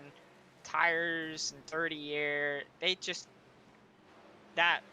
You can't put blame on anybody for that one. Yeah, driver on the bottom could have stayed a little lower. Driver on the outside could have backed out of it. It just looked like they got really tight as Ashton Lawson came around them and they both got into each other. Yeah, it looked like to me that Jacob Hayes was stuck on the inside. His car did not agree with himself, did not agree with them down there, and he got real tight off the corner. I didn't think the 59 was going to get next to him right there, and was thinking that he would be clear, and it just both two guys going for the same spot. An unfortunate incident, not just for them, but for Jake Miller, because now this really throws a monkey wrench into this finish. As you see, a lot of the race leaders are currently on pit road. I'm interested to see if maybe some guys possibly had stayed out. Well, from what I'm looking at on this order, I see Ross Brockman stayed out, but another interesting person who stayed out is Hunter Brittle. It looks like he stayed out on the racetrack. He pit at lap 97, so his tires are over 20 laps old, and he's out on the racetrack right now. This is going to be... I don't know about this, Kyle. That's a lot of time. That's a second fall off, if not more, on a single set of tires. I don't know how this is going to work out for him. This is going to be an insane restart. We have a lot of guys who had stayed out. You have Hunter Brittle who'd stayed out. I'm looking at Shane Neiswanger stayed out as well. You have Ross Brockman had stayed out. Marshall Wilson, Gavin Fitzgerald had stayed out. Matthew Durr stayed out. Kyle Nogel, who was just involved in that incident, he stayed out. A lot of drivers stayed out. And it looked like Sensi even might have gotten 2 tires, because he's passed a lot of guys as well. So some very interesting strategies here for possibly the last restart of the race. Well, I would almost go as far as to say this is the best situation for Ross Brockman. Yes, he isn't in the second position, but there's 2 guys ahead of him on 20-lap-old tires, and he's lining up third right behind the control car. I mean, the outside car is going to block whoever's behind him on newer tires. And the leader is going to get the jump on the field, and he'll be able to keep up with the newer tires on him, possibly even get inside or outside of him going into turn 1. This could be the perfect situation for Ross Brockman to win this race. Ross Brockman definitely has a fantastic opportunity ahead of him to get a victory here in the Great Lakes Truck Series. Not to mention, you have a couple of guys back here who pit on similar strategies to Ross Brockman. In the 5th spot, you have Gavin Fitzgerald, who has 3-lap older tires than Ross Brockman. You have Matthew Durr, who pit 4 laps before Ross Brockman. And then you have Kyle Nogel back there in the 7th spot, who pit only 1 lap before Ross Brockman. So if maybe something happens to Ross on this restart, maybe he gets loose or something like that, maybe one of these guys goes up there and passes Brittle, Neiswanger, and Marshall Wilson, who are, like you mentioned, all on really old tires. All of them are around 20-lap older tires than Ross Brockman. Not to mention Sensi and those guys back there on brand new Goodyears. All right, well, here's the interesting thing, Kyle. Michael Senzi is on the sticker tires, but right in front of him is Kyle Nogel. Now, we just saw him get into an accident with Jacob Hayes. So he has damage after getting into the wall, and he's staying out right next to the guys with new tires. That could hinder them a lot in their progress to the front. So I'm looking at the grid. The first guy on 4 fresh Goodyears is Jake Miller in the 10th position. So Jake Miller would have to come from the 10th spot to win this race. In front of him, you have Ty Aiken and Michael Sensi, who are both on 2 tire strategies. Then you have the number 59 of Kyle Nogel, who was involved in that last incident, but has pretty fresh tires, among Matthew Durr, Gavin Fitzgerald, and we mentioned Ross Brockman. And then on the super old tires, you have Hunter Brittle, Shane Neiswanger, and Marshall Wilson. So this should be a very intense restart, and we can possibly get some green-white checkers here, as this one here is not going to be a green-white checkered, because we're going to go green flag racing with only 3 laps to go here at Charlotte Motor Speedway. And it looks like Hunter Brittle has picked the inside lane, which will force Shane Neiswanger to the outside. Ross Brockman's going to restart right behind Brittle in the 3rd spot. And then the 4th spot, you have Marshall Wilson as they come through turns 3 and 4 for possibly the last restart. As like I said, a lot of these guys are on these different tire strategies. So this could be very exciting, very quick. As they're coming off turns 3 and 4, the pace car is going to pull off the racetrack and pull down pit road for possibly the last restart of the race. It's getting messy at the front of the field, Kyle. Drivers are going Here we all go. over the place. Ross Brockman is flag. going to try and take 2nd position Green away flag. from Shane Neiswanger. Easily is going to take it away from him. He's got his sights set on Hunter Brittle as drivers behind him are scattering. Jake Miller is looking for the 5th position now on Gavin Fitzgerald. And Ross Brockman is going to get a great run through 3 and 4, and he's going to try and take the lead. Ross Brockman has taken the lead of this race coming off turn 4. Great move. Now he's got to run away from Jake Miller, who's also almost up to the 3rd position going into turn 1. He's on the And he's going to get into Matthew Durr. He turns him. Oh, he turned Matthew Durr.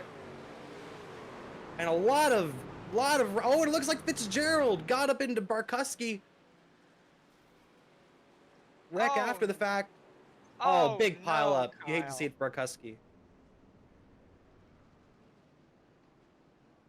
And some definite tempers going on the radio as this is a very late race. Caution, a lot of these guys battling for a win here, especially a driver like Brandon Barkuski. You definitely feel for him. Barkuski possibly had the 2nd quickest truck tonight. Wow, you hate to see it. You see Lawson right there on the camera. He got some damage in this incident, I'm thinking, as well. Wow, Ross Brockman's your race leader. We're going to have a green-white checkered here. Caution number 6 is out on the speedway. We're going to try to get you the replay here on the incident here. You see Ty Aikens up high up on the racetrack. Ashton Lawson right here coming through the quad oval. William Barbagelotta and then 27 right there. But then you see the incident up here in front of these guys. See Matthew Durr. And Barkuski's trying to slow down, and Fitzgerald gets up into him as they're both trying to slow down for the incident, and Barkuski goes around. You take another look at it here.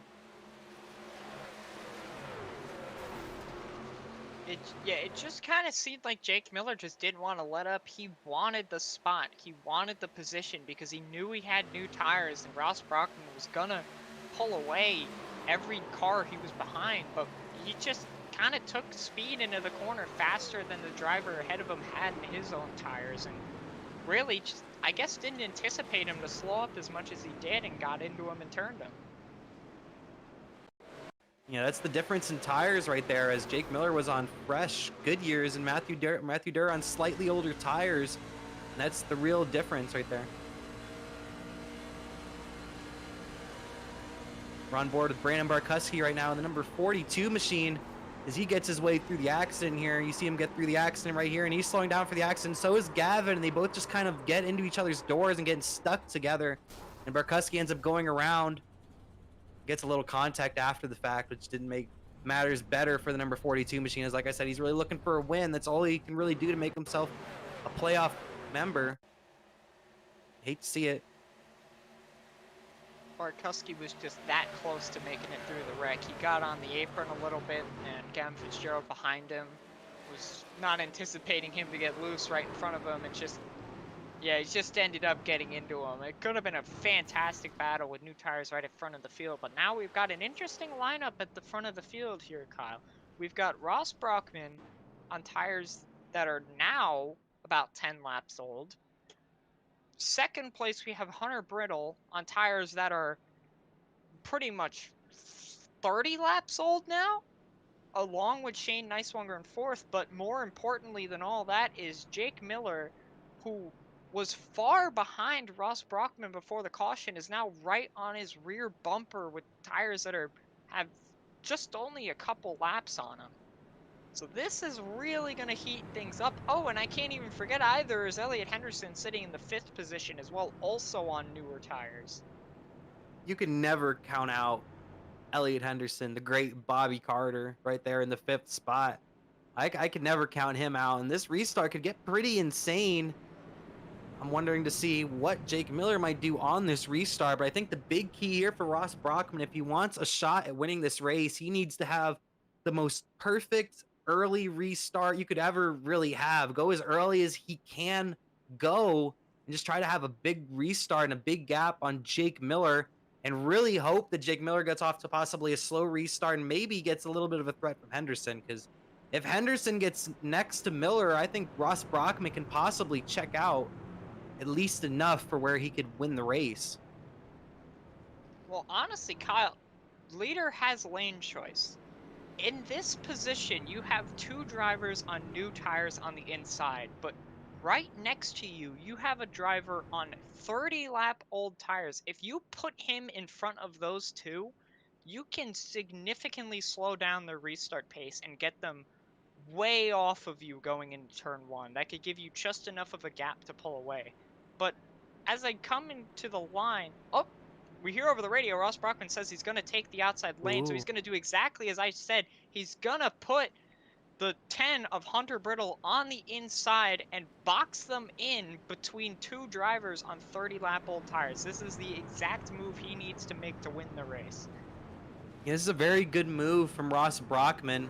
We saw a similar move from Brandon Barkuski earlier on in the race, and I think it was to do the same thing, was to box in Jake Miller, and it was able to work for him for around a lap and a half. So I'm very interested to see if maybe this can work for Brockman, because if Brittle gets off to a slow restart, if Neiswanger gets off to a slow restart, and Brockman gets off to a perfect restart, and Miller has nowhere to go, Brockman can already pull out to maybe almost a full second lead, really depending on how bad of a restart the inside guy and the guy behind him get off to a restart. Because like you mentioned, they're on really old tires. They can possibly even spin those tires on this restart and really make things crazy for these front guys as they're coming into turns 3 and 4, and we're going to possibly get the final restart here, our first attempt of possibly 3 at a green-white checkered here at Charlotte Motor Speedway for the Ocean Network Express 200. Been a fantastic race so far, and Ross Brockman finds himself at the front here late because of strategy, and here comes the pace car into pit road, and Ross Brockman is going to take the green flag, and Brittle and Neiswanger are going to block in Miller. Miller gives Brittle a little bit of a bump, and now he's going to try to split him, but Neiswanger is going to come down in front of him, and here comes Gavin on the outside. Oh, they're going to wreck. Oh, man. Wow. And Henderson is flying. I don't know what happened there, and a very intense accident right there. Wow, and Elliott Henderson is on his side. Someone go get Bobby Carter. It looked like Drew Cox had maybe given Fitzgerald a little bit of a bump coming out of the quad oval. I couldn't really tell from the initial look. We're gonna definitely have to take a look at the replay. But wow, Ross Brockman, he might not like all the everything thrown on the radio right now, but the number 52, he has to like seeing all those guys behind him that were going to challenge him for this win, possibly be out of this race now. Ross Brockman sitting really pretty now in the first spot. So we're going to take another look at this accident right here. You see how everybody's just ganged up right here. You see, it looked like, I don't know, it looked like Fitzgerald got a little loose. I don't know if he got the bump from Juke Cox or not. It really looked like Cox might have given him a slight tap coming out of the quad oval right there.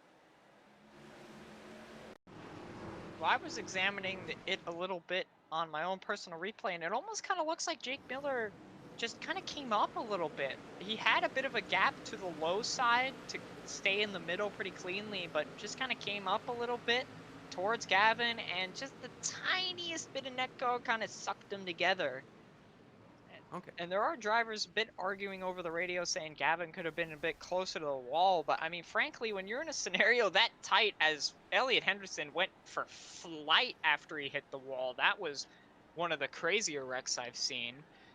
It's just kind of a matter of, it's such tight racing and everybody's pushing it super hard that something like that is just gonna happen sometimes. Definitely see a bunch of netcode also involved in that incident. And one guy that also came out of that looking pretty is our 3-time winner on the season, Hunter Madalinas, who has pretty fresh tires, was on the same fresh tires that Jake Miller was on. He's going to be in that 4th spot on this upcoming restart as you take another look at this accident. You see Drew Cox was involved, Elliot Henderson, see Sensi went sideways. Henderson really went for a ride though, for sure.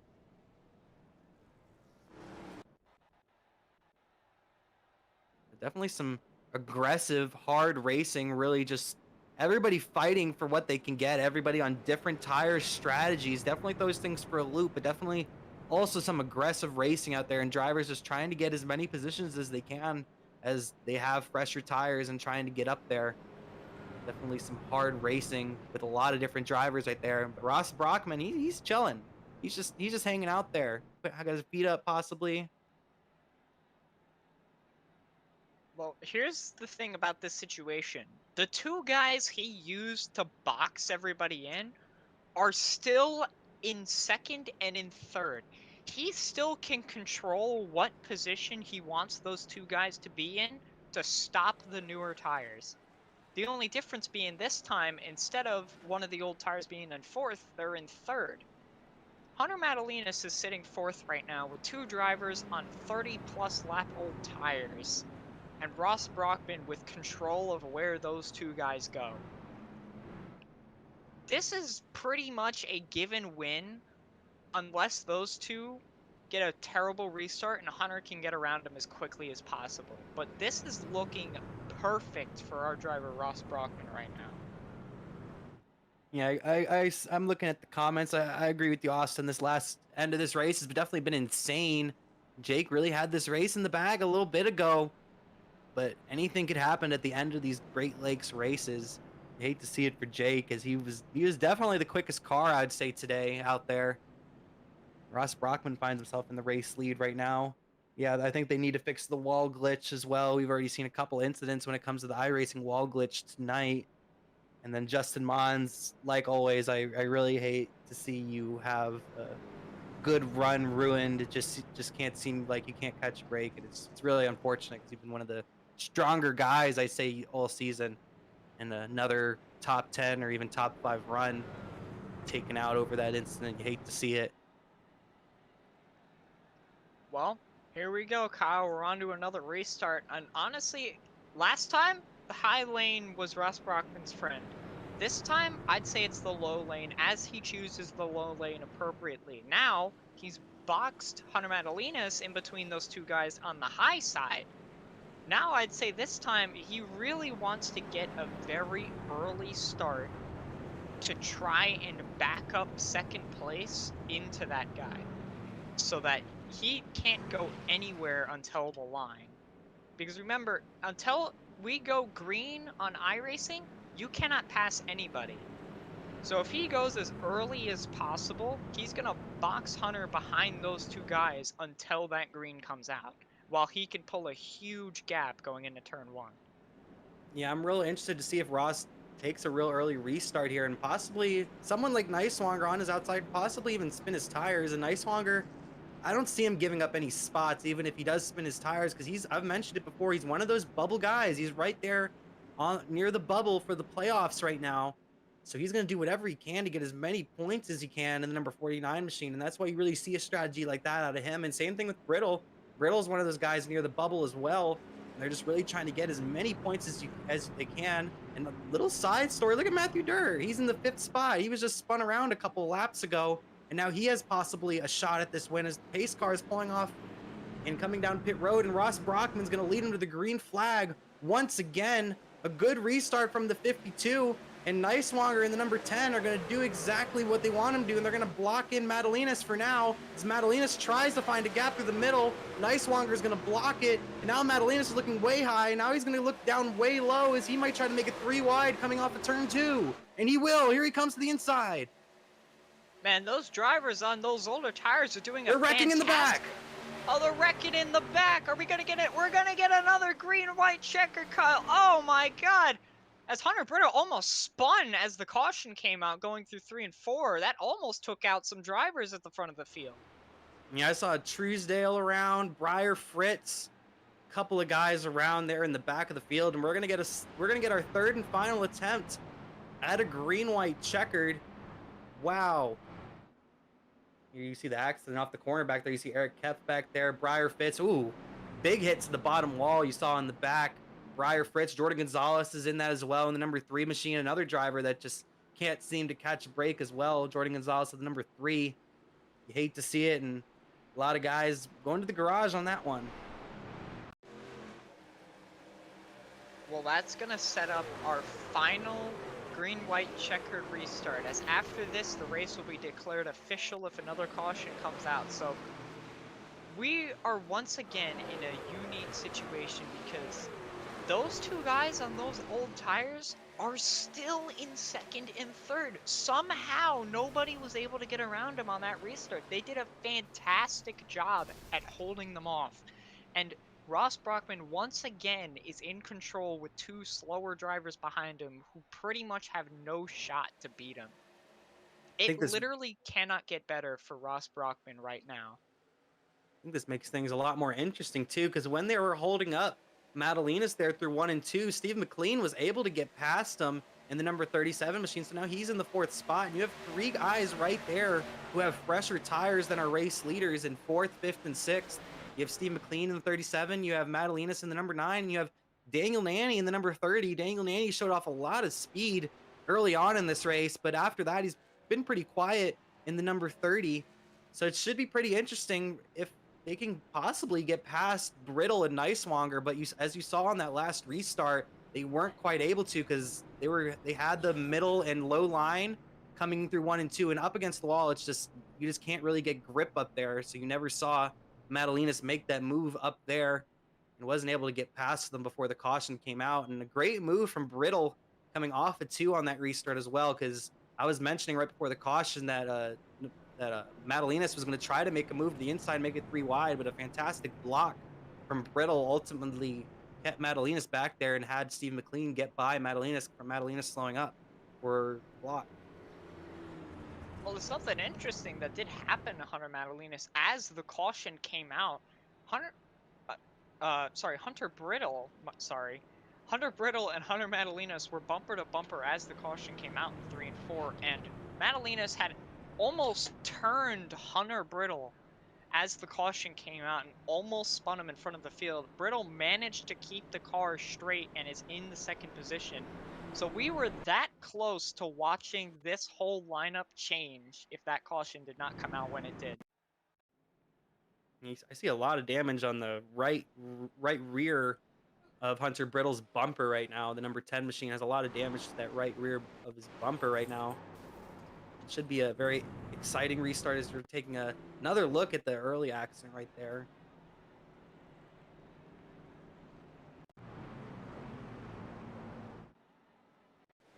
I think we're gonna get the green flag possibly next time by. Lights are still on the pace car here at Charlotte Motor Speedway. It's been a crazy race here at the end. Here we go. Now we're going to be looking at Hunter Brittle's save under the caution. This was very close. He pulled a great block going down the back straightaway, and it just seemed like Madalinas did not want to back off of him coming through 3 and 4. He got a great run in the center because of the newer tires and just clipped him in the right rear, and great handwork from Hunter Brittle. He kept that car straight excellently. Like, that could have very quickly been a huge incident at the front of the field and would have put Steve Mclean up to, I believe, second if the caution had come out any later than that. Definitely some intensity in that accident from these front guys. Great save from Hunter Brittle, and he's able to keep himself right up there. Hunter Brittle, the number 10 machine, looking to get himself a good finish on those old tires. Niswanger as well, also on those really old tires. Ross Brockman, like we've mentioned many times, is sitting very pretty there in the race lead as we're going to go green flag racing this time by. Interested to see if maybe some drivers can get past Brittle and Niswanger on this restart. They're really going to need to time it well and find some space because it looks like almost Niswanger and Brittle have almost been working together in this restart, just really figuring out a way to close the gap as a group, not let these guys by. I mean, I think it's just kind of a brotherhood friendship right now. Both of you know that you're both on old tires, and battling each other is only going to hurt you. So I think they're just kind of working together to stay side by side and block as many people as possible, because it's been working so far. They're still in second and third position despite being on tires that are so old they could probably explode any minute. And yet they're still sitting there pretty to get a fantastic finish if they could just survive this next restart. Here comes the pace car off turn 4 for what will be the final restart here today. The final green-white checkered. Green flag is in the air. Great restart from Niswanger. Oh, Brittle saves it, but this is going to open up the door for Madalinas. This is exactly what Hunter Madalinas needs to do to win this race. Madalinas gets to the high side of Niswanger. Now he has open track. This is worst case scenario for Ross Brockman. He did not want to see Madalinas get around those two as quickly as he did. It just kind of looked like Niswanger was giving bumps to Brockman on the restart and didn't really give him the space to go, which then made Hunter Brittle have to react quicker. But now Madalinas is in the second position on newer tires, hunting down Ross Brockman with 1 lap to go. Final lap. This is going to get intense. Final lap for the Ocean Network Express 200 here at Charlotte Motor Speedway. Ross Brockman has the lead. He looked really tight coming out of turn 2. Can Madalinas get to him? And Ross is just going to move out of the way. I'm not sure what happened. Is he out of gas? The 52 might be out of gas. I'm not sure what happened here. And there's a big wreck behind him. And wow, Hunter Madalinas, he's your winner in a crazy finish once again here in the Great Lakes Truck Series. Wow. I'm astonished. He ran out of fuel? What happened? He must have not taken a full tank on his last pit stop trying to get some better pace, and he ran out of fuel. I don't know what had happened there. That was insane. Wow, but Hunter Madalinas, he continues his great season, win number 4 on the year. Everyone coming through giving him congratulatory bumps as Madalinas once again gets a victory here in the Great Lakes Truck Series off probably the most craziest of circumstances. Ross Brockman pulling over to the left. I think he might have been out of gas in the number 52 machine. I'm not sure what had happened there. But Madalinas comes home your victor in his 4th victory on the year. He's going to burn the house down here in Charlotte Motor Speedway. Great job from Madalinas, keeping himself in the race and keeping himself clean on those last couple of incidents, because that's what ultimately got him this victory. Because I don't think Madalinas had the fastest truck here tonight. I think he had possibly a 2nd or 3rd place truck, but those last couple accidents with Barkuski and Miller really ultimately gave Madalinas a fantastic shot at this victory, and he made the most of it with Ross Brockman pulling over on the backstretch on the last lap. Hunter Madalinas gets his 4th win on the year. What a job. This is a finish that will go down as one of the greatest of the season. This race has been an absolute show to watch tonight. What a fantastic race for all these drivers and a insanely dramatic finish. Ross Brockman, who looked like he had it in the bag, ran out of fuel with a half a lap to go. Just insane. You hate to see it. Ross Brockman with a fantastic strategy And ultimately, it looked like he was gonna get him the win up until the very end there, coming down the back stretch. You hate to see it, but a fantastic run from Ross, even though he wasn't able to get into victory lane tonight. But I think we're gonna try to maybe set up some interviews. I think Alex is currently tying up his running shoes, and he's running down there right now for some interviews from our top 3 guys.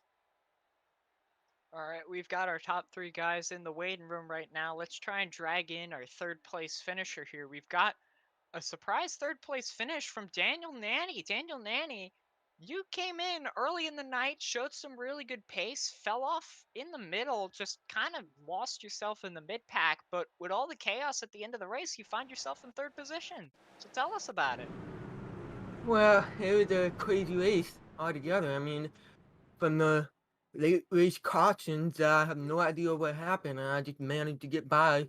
And I'm actually surprised I even did get by because I thought I was gonna die in the middle of all that chaos. But yeah, at the beginning of the race, I smacked the wall, so I just fixed my damage after that first pit stop, and then I spent majority of the race in mid pack, but fortunately, it paid off, and I was able to finish third. Yeah, you had a fantastic finish, and you say you just managed to find your way through the wrecks. I mean, where even were you in these wrecks? There was so much going on. I didn't even notice you slip by. So, how'd you make your way through them? I don't know. Like, I think it was the first green light checkered where Drake and Elliot got part of, and I remember I just see multiple cars spinning out in front of me, and I almost got T-boned, but fortunately I made it through going on the apron, and I was just honestly the iRacing luck is on my side for once. iRacing gives and iRacing takes, and tonight for you it gave. So, who do you have to thank for that aside from iRacing? I gotta think. Well, iRacing the most, obviously, and then I have to. I gotta thank you guys for broadcasting this for us. You know, I heard that Great Race came to a new streaming service, and been a really big honor racing here with all these new fans tuning in. And well, I also have to thank my teammates at Defiance Racing, and they are my teammate Matthew Durr wasn't too aggressive with me and not finding restart. So if it wasn't for him, I would have not gotten third. And yeah, I gotta thank everybody else that brought this lead together. All right, well, congratulations, Daniel Nanny. You had a great finish, a lot of luck in between at the end of the race, but finished with the third, so congratulations and thank you for coming in. Thank you.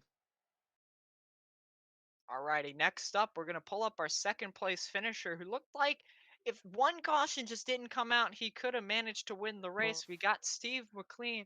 Steve Mclean, you had a great end of the race. I mean, you were just around the top 10, just outside for most of the night, but when the chaos ensued, you capitalized and you were right there with him. Yeah, I'm shocked to be here right now. I said on last week's broadcast at Coda that this is one of my better tracks, but I was kind of running, yeah, like I couldn't really get higher than 10th all night. I found it was really tough to pass. Of course, everyone, before all the late race carnage, everyone who runs up front is so good, and they're just so hard to pass to begin with. But yeah, because we got down the end there when we had that caution come out. To end the long green flag run, I was running sixth with the way the pits cycled out, and I was pretty happy with that. I was wanting the race to finish and me get sixth because I was as high as I had been all night. But yeah, they kept crashing, and I just kept going right to the bottom and missing it and sliding through the grass. And yeah, I'm thrilled to be here right now. You had a fantastic run at the end of the race, and I mentioned to introduce you a little bit that if one caution did not come out, you looked like you had a shot to win this race. That caution, second to last green-white checkered, it came out, you coming out of turn 4 after Hunter Brittle nearly spun, you were in second position, I believe.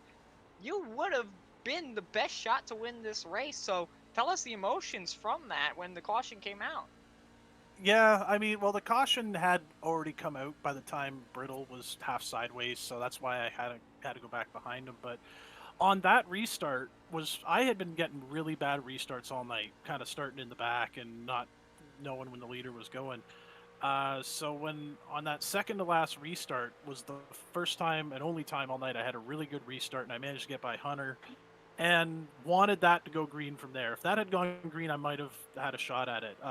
But on the final restart there, I didn't get going as good as I did on the one before. So Hunter got past me, and I slipped in behind him real quick, and managed to get by the old tires. But and then I was saying to my spotter on the last lap, I said, "Wow, Brock looks like he's doing pretty good up there on those old tires. I think he's got it." And then I thought I thought Hunter had the run, but it was Brock running out of gas or something. So yeah, I'm super happy with P2. I would have never have expected that earlier in the night. I would have been just happy with it.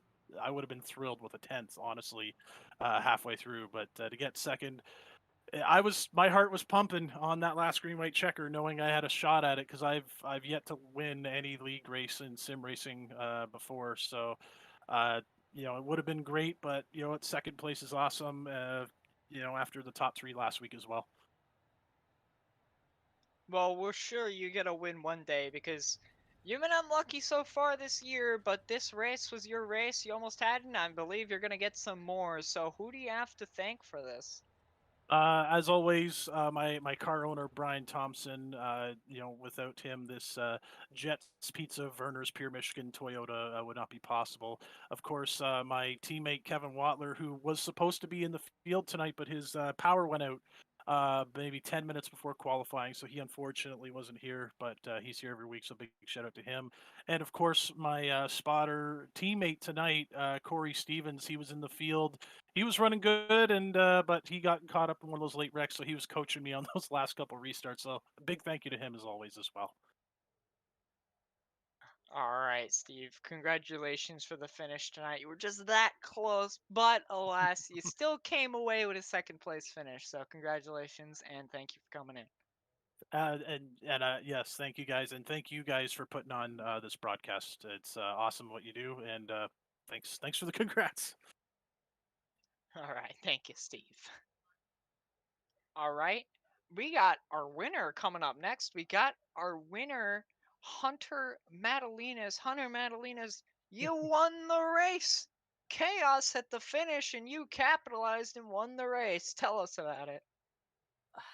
I I don't even know what happened there that last lap.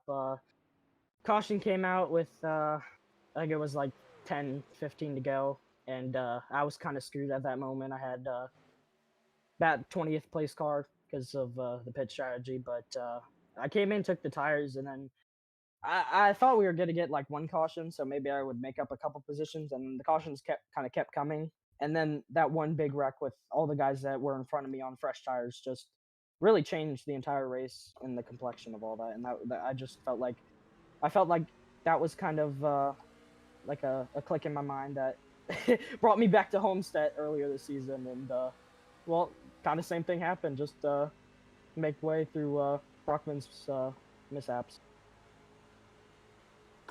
Well, yeah, you mentioned your pit cycle. You came out really deep in the field following that, especially when the caution came out. You were easily in the mid pack. And specifically, one of the restarts, I believe it was the one in which Jake Miller crashed, you went from 11th to 3rd or 4th. Tell us about that.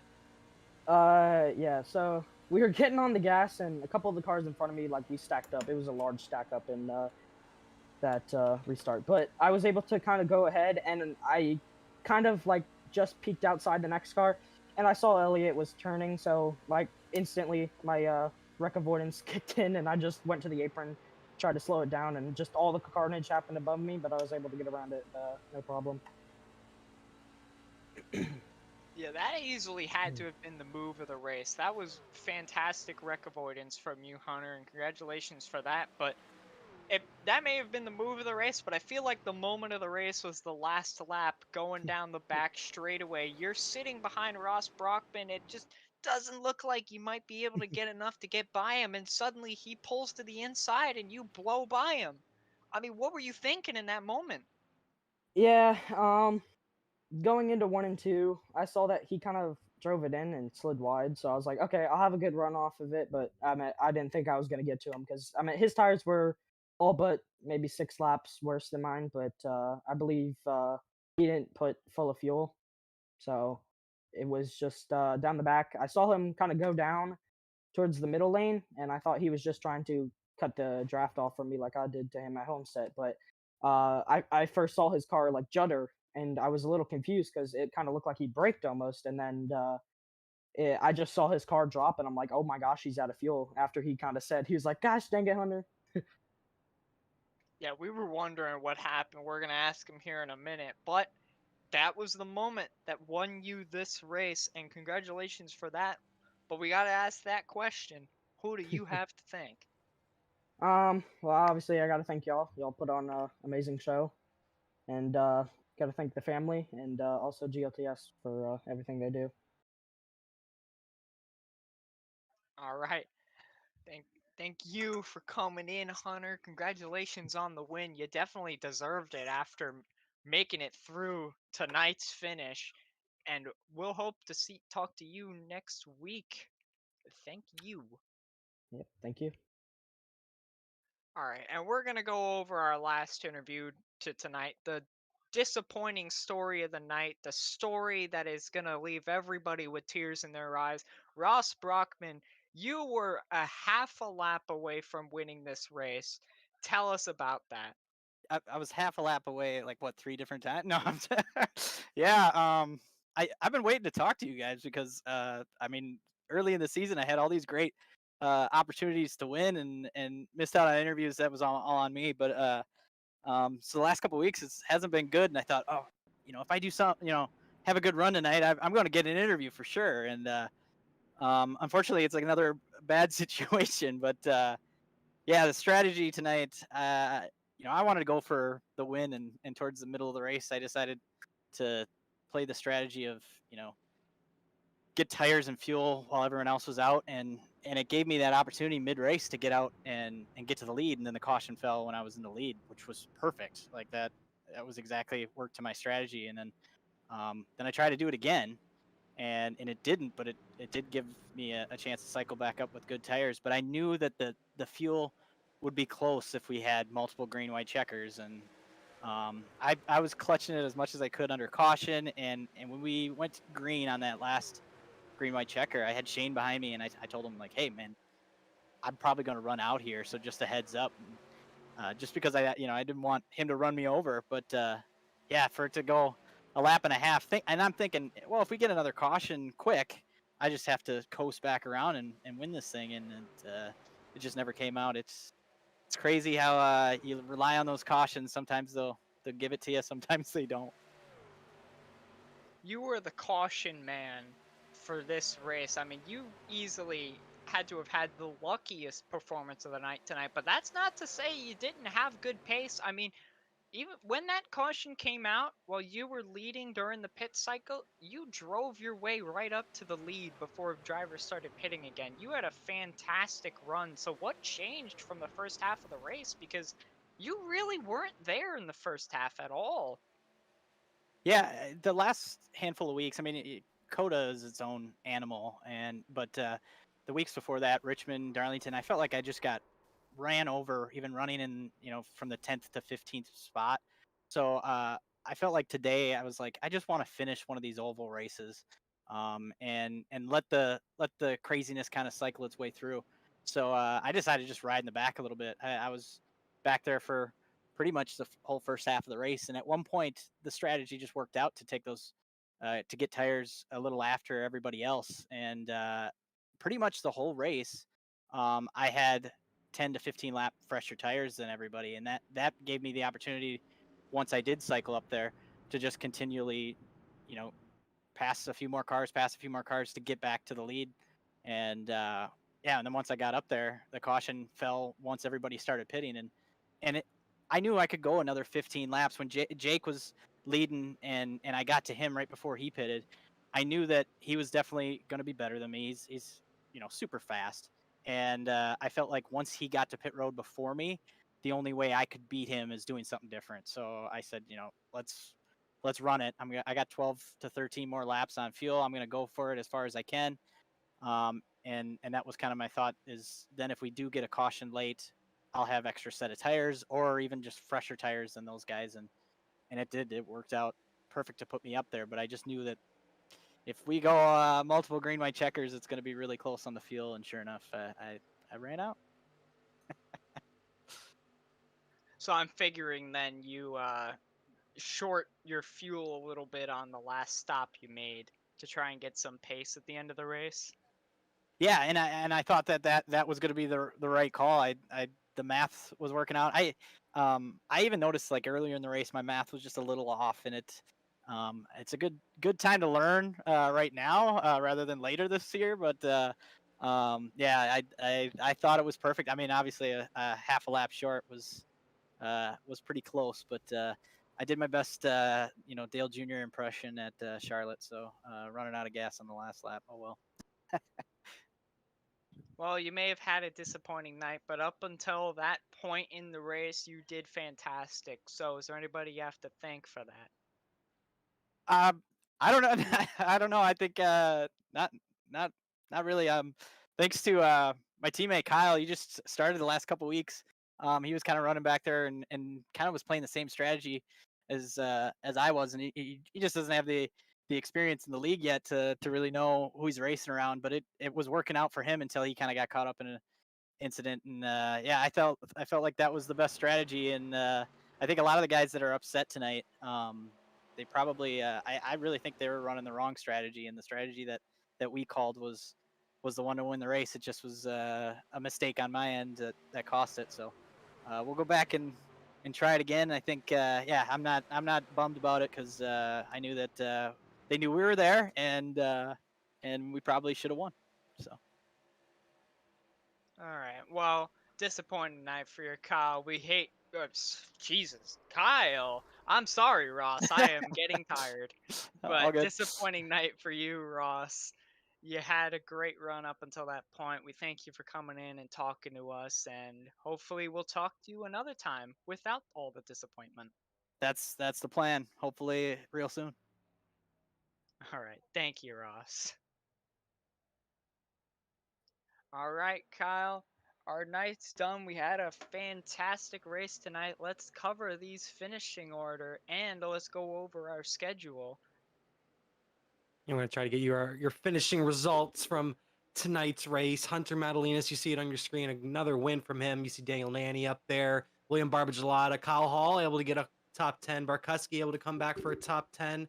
Great run from those guys. We're going to move on to the next slide. You see Ashton Lawson's down there in the 13th spot. You've got Gavin Fitzgerald in 15th. Ross was able to cross the line with a big hit from Anderson Bowen in the 18th spot. Stagner comes home 20th. And then back there, 21st through the 30th spot, you have Anderson Bowen, as I just mentioned, back there in 21st. You got Brandon White finishing 25th today. Justin Mons finishing 10 laps down. Aiden DuPont, he's back there. Drew Cox and Michael Sensi, two of possibly the strongest cars out there today, finishing 29th and 30th. Unfortunately, as we look back through 31st through 40th, the remainders of her field, you have, of course, Jake Miller, who was probably one of the strongest, if not the strongest car out there tonight, coming home 31st. Elliott Henderson back in 32nd. You got Jacob Hayes back there in the 35th spot. Peter Acumano is back there as well. And Kevin Watler, you see there in 40th, was unfortunately unable to start the race because of internet issues. So we hope to see him next week after a fantastic race here at Charlotte with an exciting, insane finish. Ross Brockman running out of gas on the last lap in the third attempt at a green-white checkered. And your race winner was Hunter Madalinas. Once again, congratulations to him. As we're going to take a quick talk about the schedule. Next week, we're going to head to Texas as we have 5 more races until we get to the playoffs. The playoffs started in Michigan. Next week, we head to Texas. Then we go to New Hampshire, where I'm set to make my Truck Series debut for Windshield Deep. And then the week after that, we go to Pocono. Then we go to Hockenheim. Oh, not Hockenheim. We go where do we go to now? I can't remember. And then we go to Chicagoland to end out the regular season. Yeah, so all the drivers decided that they did not want to run Hockenheim. So now we're going to be heading to Chicagoland Speedway to end out the regular season. The Indy Oval, actually. Oh, Indy Oval. Our mistake. we're going to be heading to the Indianapolis Oval. So if you missed some of that Indianapolis Oval racing and real life NASCAR, come head on over to the Great Lakes Truck Series. We got you covered. So yeah, we'll be back next week for the Great Lakes Truck Series at Texas Motor Speedway. So that should be a lot of fun as we approach the playoffs. Once again, congratulations to Hunter Madalinas on winning the Ocean Network Express 200, and tune back in tomorrow here on FRN. I think they have the Dark Horse Series tomorrow, and then we're back here tomorrow for the Great Lakes Series for the Cup Series as we go to Texas for the throwback race, as it's Throwback Thursday in the Cup Series, and that should be a lot of fun as Christopher Heller looks to lock up that championship over there. And I'd like to say good night, and thanks to all of y'all for tuning in here to the Flatout Racing Network as the Truck Series has had its debut on the network here tonight. We appreciate all y'all tuning in, and we expect you to see you next week, and good night. And once again, congratulations to Hunter Madalinas. This broadcast is the copyrighted work of Flatout Racing Network and may not be rebroadcast, retranslated, or used in any form without the express written consent of Flatout Racing Network and iRacing.com Motorsports Simulations. Flatout Racing Network would like to thank you for your support, and we hope you enjoyed tonight's broadcast.